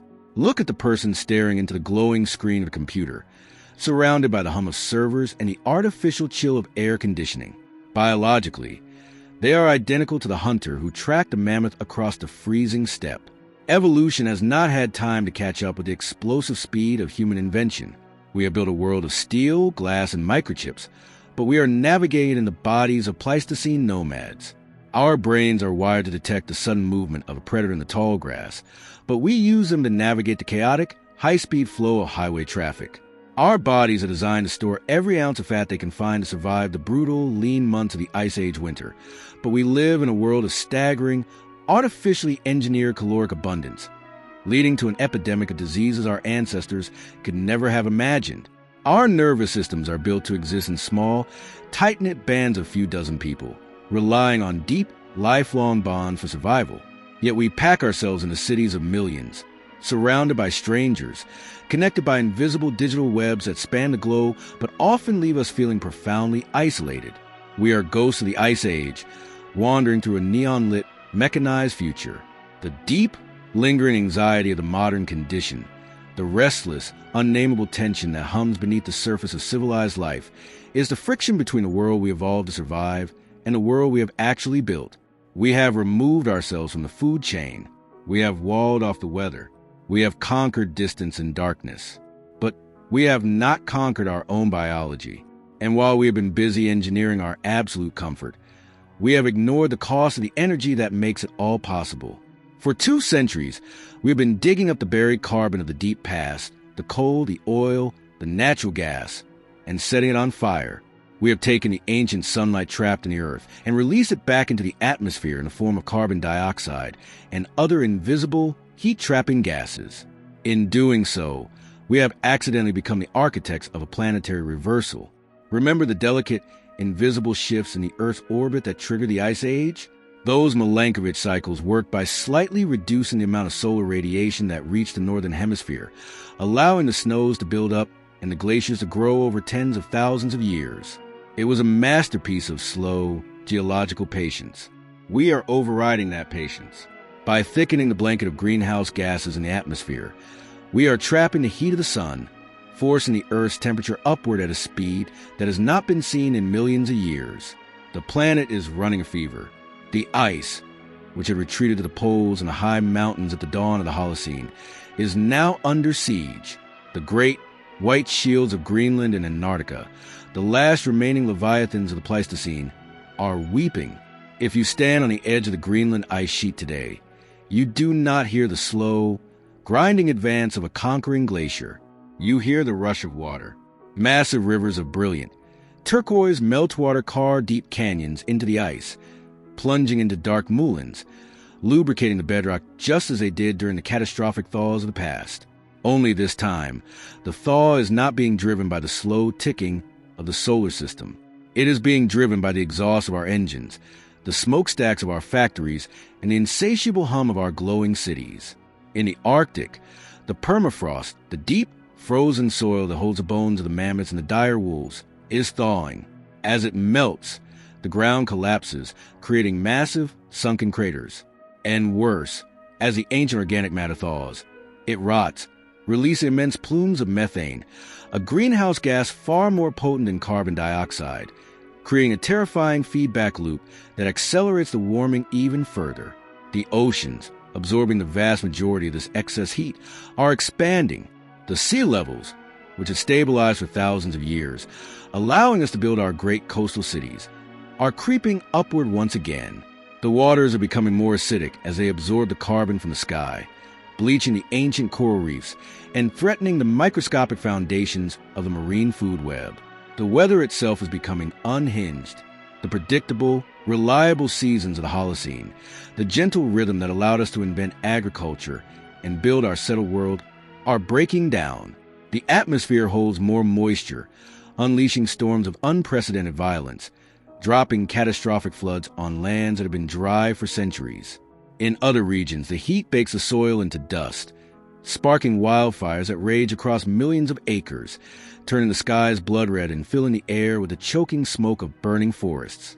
We have inadvertently summoned the raw, devastating power of the earth. We spent 10,000 years trying to separate ourselves from nature, trying to build walls thick enough to keep the wild out. But we are learning, with brutal clarity, that there is no outside. The atmosphere, the oceans, the ice, and the human civilization that spans them are all locked together in a single, vastly complex, breathing system. We are no longer merely inhabitants of the earth. We have become a geological force, as powerful and as transformative as the glaciers that once crushed the continents. We have officially ended the quiet, stable epoch of the Holocene.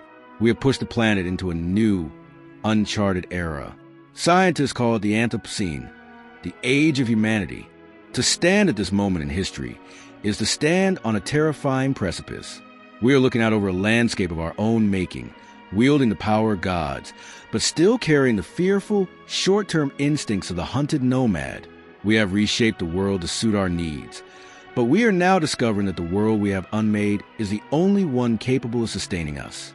The ancient ice is dying, the waters are rising, and the sky is heavy with the ghosts of the deep past. To stand on this precipice is to look down into a future that the earth has not seen for tens of millions of years. The ice that is bleeding into the oceans today, pouring off the jagged edges of Greenland and the vast, silent shells of Antarctica, is not just frozen water. It is the structural foundation of the world we inherited. It is the ancient, stabilizing anchor of the global climate. And as it dissolves, the deep, invisible rhythms of the planet are beginning to shudder. To understand what is at stake, you have to look beneath the surface of the waves.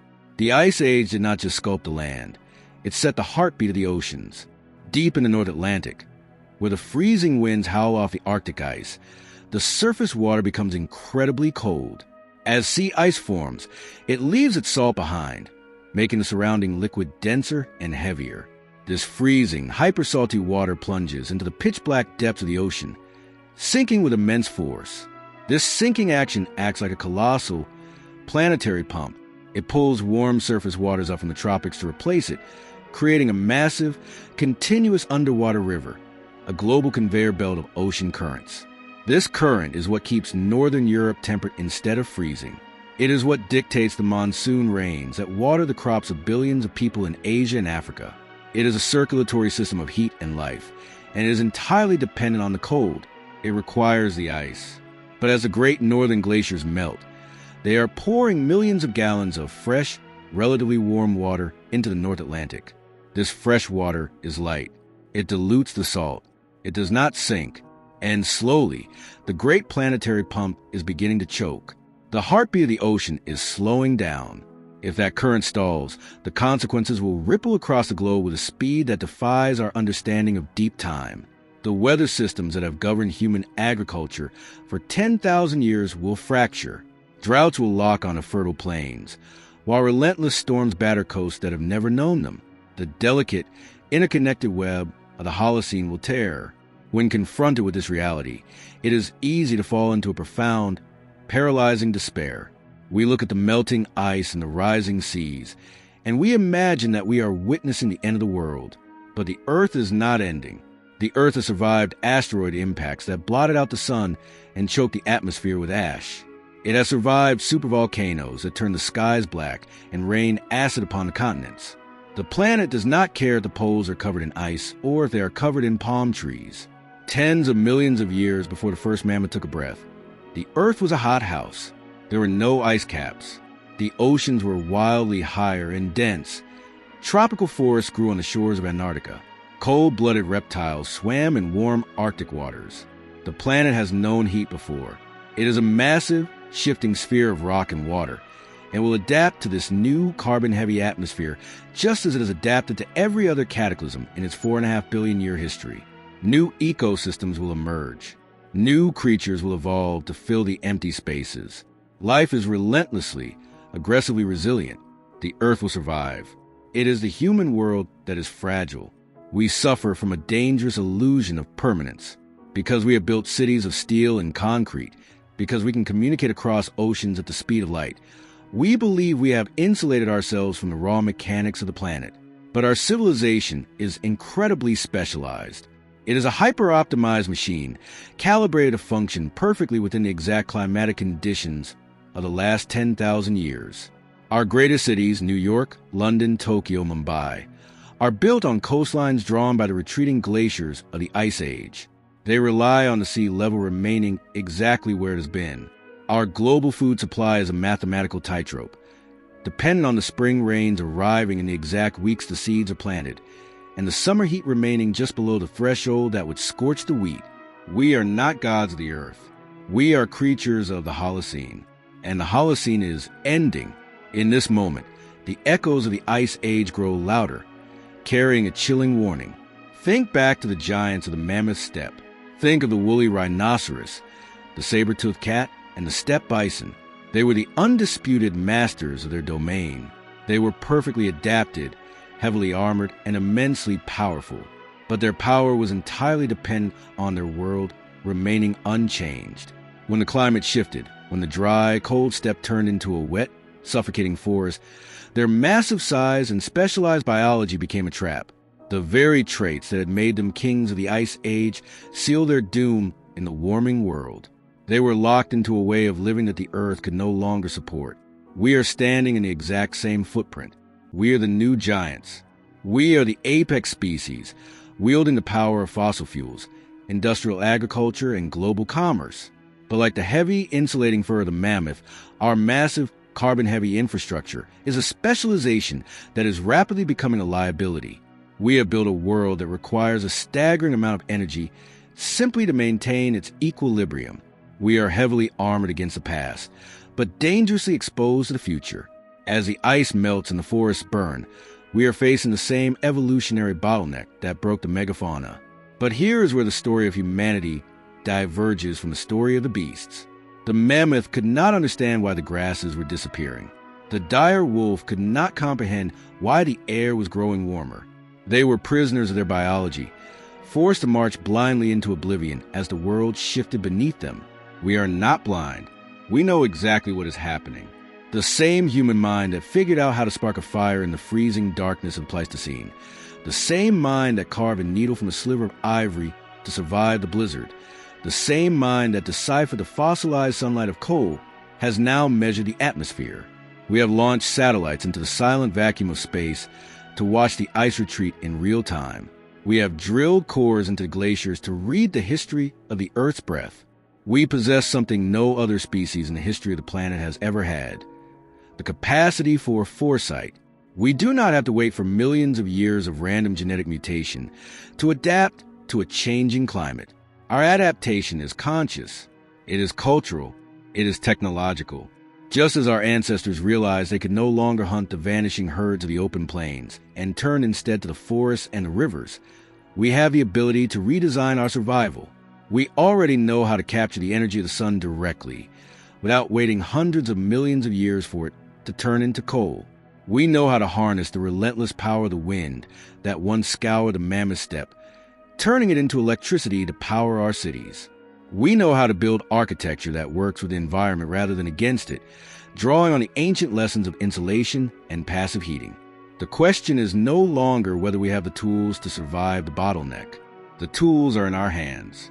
The question is whether we have the collective will to drop the heavy, obsolete weapons of the past and pick them up. It requires a profound psychological shift. For 10,000 years, the driving narrative of human civilization has been conquest. We believe we had to conquer the wild, tame the rivers, and extract every ounce of value from the dirt in order to be safe. We viewed the earth as an infinite warehouse of resources and an infinite dumping ground for our waste. That narrative is exhausted. The warehouse is emptying, and the dumping ground is overflowing. If we are to survive the end of the Holocene and navigate the turbulent, uncharted waters of the Anthropocene, we have to remember the deepest, oldest lesson of the Ice Age. The hunter-gatherers who survived the freezing winds did not conquer the Mammoth Steppe. They integrated with it. They paid attention to the limits of their environment. They moved with the seasons. They took only what they needed, and they understood with deep, intuitive reverence that their lives were entirely dependent on the health of the broader ecosystem. We must forge a new kind of integration. We cannot go back to the caves, and we cannot undo the Industrial Revolution. We cannot uninvent the city or the airplane. We have billions of human lives that require energy, food, and shelter. But we can change the source of that energy. We can change the geometry of our agriculture. We can redesign our cities to function like living systems, absorbing carbon, recycling water, and generating their own power. We have to transition from being the conquerors of the earth to becoming its custodians. We must use our incredible world-shaping power not to extract and consume, but to stabilize and restore. It is the greatest challenge our species has ever faced. It will require a level of global cooperation, sacrifice, and imagination that has no precedent in human history. The borders we have drawn on our maps mean absolutely nothing to the rising oceans or the shifting jet streams. The atmosphere does not recognize nations or empires. We are, for the first time, facing a truly planetary crisis that demands a planetary response. The clock is ticking, but it is not the slow, patient clock of deep time. It is the rapid, urgent ticking of the human era. The ice is melting. The oceans are warming. The storms are gathering. But look back one more time into the dark, frozen expanse of the Pleistocene. Look at the small group of humans huddled around a flickering fire, surrounded by an endless night and predators that could crush them in an instant. By all logic, they should have perished in the snow. But they didn't. They shared their warmth. They sharpened their tools. They told stories to keep the darkness at bay, and they walked forward into the unknown. We are the descendants of those survivors. Their blood runs in our veins. Their resilience is encoded in our DNA. We carry the memory of the ice within us. And as we stand on the edge of a new, rapidly warming world, we are about to find out if the ingenuity that allowed us to conquer the frost will be enough to save us from the fire. To look into the fires of our own making is a daunting task. But to truly understand our place in the story of the earth, we must pull our gaze away from the immediate panic of the present. We must step back once again into the quiet, patient rhythm of deep time. The Earth does not experience time the way we do. We measure our lives in days, in years, perhaps in decades. We measure our civilizations in centuries. But the Earth measures its life in eons, in the slow, grinding drift of tectonic plates, the rising and falling of mountain ranges, and the rhythmic, breathing expansion and contraction of the ice. From the perspective of the planet, the frenetic, explosive rise of human civilization, the building of the cities, the clearing of the forests, the burning of the ancient carbon, is not a long, drawn-out era. It is a sudden, blinding flash. It is a single chaotic spark in the immense, dark void of geological time. Imagine, for a moment, that you could travel millions of years into the deep future.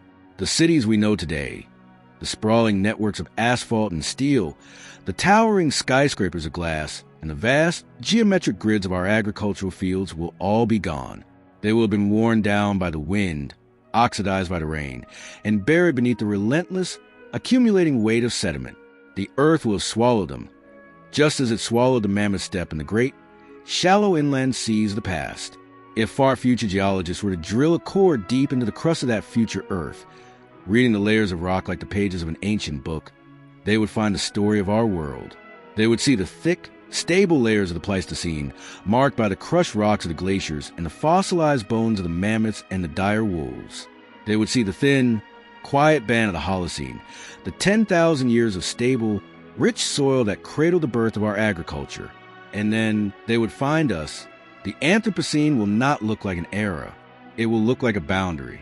It will be a razor-thin, bizarre layer in the rock strata, completely unlike anything that came before it.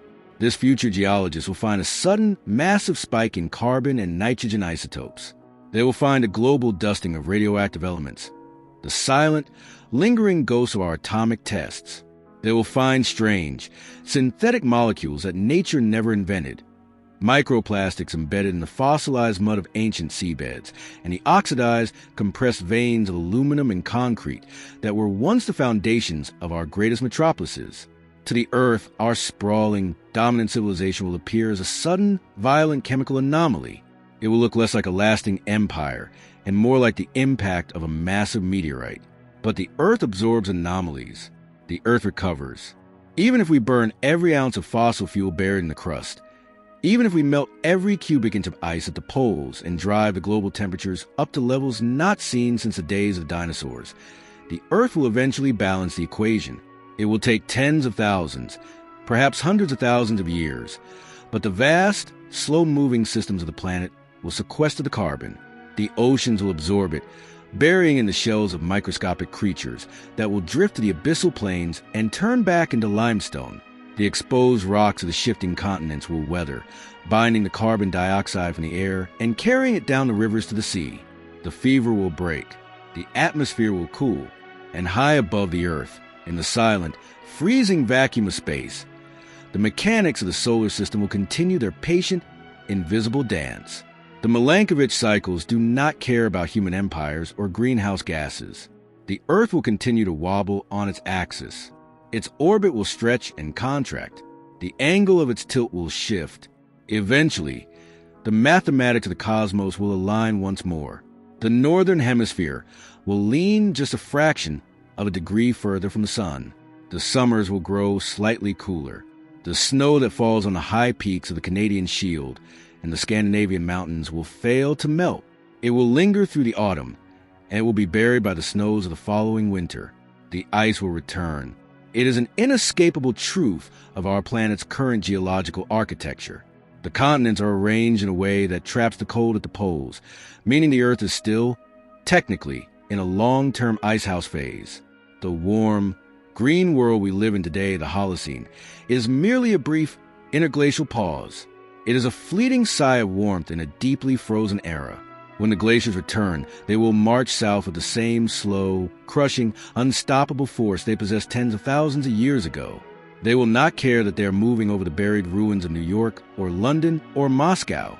They will grind the remaining fragments of our concrete and steel into glacial flour, wiping the surface of the Earth clean once again.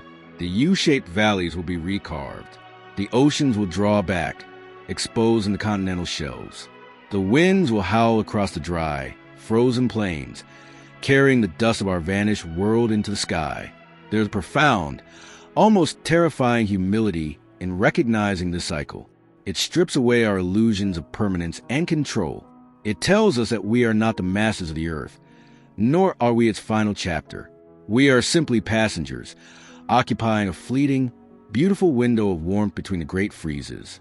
Yet, rather than despair, there is a strange and beautiful comfort to be found in this insignificance. To know that the earth will outlast us, that it will heal, that it will freeze and thaw and bloom again, is to recognize that we are part of a system far greater and far older than our own anxieties. We are woven into the same fabric as the woolly mammoth leaning into the blizzard, the saber-toothed cat waiting in the tall grass, and the ancient hunter striking a flint in the darkness of a cave. We are an expression of the earth. We are the planet's own minerals, its own water, its own borrowed sunlight, temporarily organized into flesh, bone, and consciousness. And it is that consciousness that is our true legacy. The megafauna of the Ice Age were magnificent, but they did not know they were living in an ice age. The glaciers were powerful, but they possessed no understanding of the gravity that pulled them forward. The Earth, for 4.5 billion years, was a blind, silent theater of physical and chemical reactions. But through us, the Earth woke up. Through us, the universe grew a mind. We are the creatures that looked up at the stars and calculated the mechanics of our own orbit. We are the ones who dug deep into the ancient ice and read the trapped bubbles of air to understand the breathing of the climate. We pieced together the shattered bones of giants and painted their forms in our minds, resurrecting a world that had vanished thousands of years before we were born. We felt the cold. We built the fires. We mapped the continents, and we wrote the history. Our triumph is not that we conquered the planet, for the planet cannot be conquered. Our triumph is that we understood it. We bore witness to the terrifying, overwhelming majesty of the deep past. We looked into the abyss of deep time, and we did not blink. We sought to understand the mechanics of the frost, the shifting of the continents, and the delicate, invisible threads that bind all living things together. This is what we carry with us as we face the uncertain future of the Anthropocene. We are not blindly walking into the changing climate like the giants of the Pleistocene. We walk forward with the accumulated knowledge of thousands of generations. We have the capacity for empathy, for sacrifice, and for unparalleled innovation. We possess the ability to change our behavior, to redesign our societies, and become the custodians of the fragile, interconnected web of life that sustains us.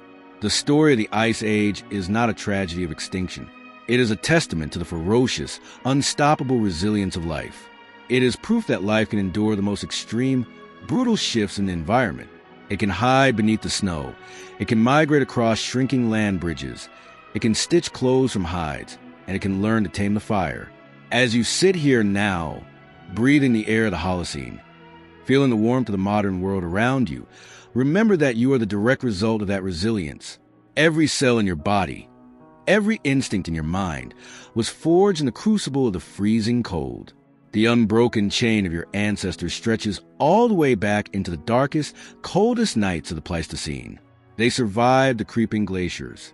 They survived the megafloods. They survived the vanishing of the steppe and the rise of the forests. They survived so that you could be here in this exact moment, listening to the echoes of their world. Close your eyes one last time. Listen to the quiet hum of your surroundings. Beneath the noise of the traffic, beneath the glow of the artificial lights, the ancient world is still there. The earth is still breathing beneath the pavement. The wind that brushes against your window is the same wind that once carried the glacial dust across the Mammoth Steppe. The water you drink is the same water that was once locked in a wall of ice 2 miles high. The Ice Age never truly left us. It is the foundation upon which our entire reality is built. It is in the soil that grows our food, the rivers that carve our valleys, and the deeply buried instincts that tell us to seek warmth and community when the shadows grow long. We are stepping into a new, uncharted era of heat and change. The challenges ahead of us are immense, perhaps greater than any our species has faced since the glaciers retreated. But we do not face them empty-handed. We face them with the strength, the adaptability, and profound, enduring spirit of the people who walked through the snow, built their homes from bones, and painted their dreams on the walls of the dark earth. We are the children of the ice, navigating a world of fire. And the story of what happens next, the story of how we adapt to the warming Earth, and what kind of legacy we leave in the geological strata for future find, is entirely up to us. Thank you for embarking on this incredible journey through deep time, for stepping back into the cold, and for bearing witness to the vanished world of giants and the relentless march of the glaciers. If you found yourself lost in the howling winds of the Pleistocene, if you felt the warmth of the ancient hearths, and if this exploration of our planet's profound history has changed the way you view the ground beneath your feet, please take a moment to subscribe, leave a like, and share your thoughts in the comments below. Your support is a fire that keeps these stories alive in the darkness. Stay curious, stay connected to the deep past, and we will see you in the next journey, right here on Earth's Documentary.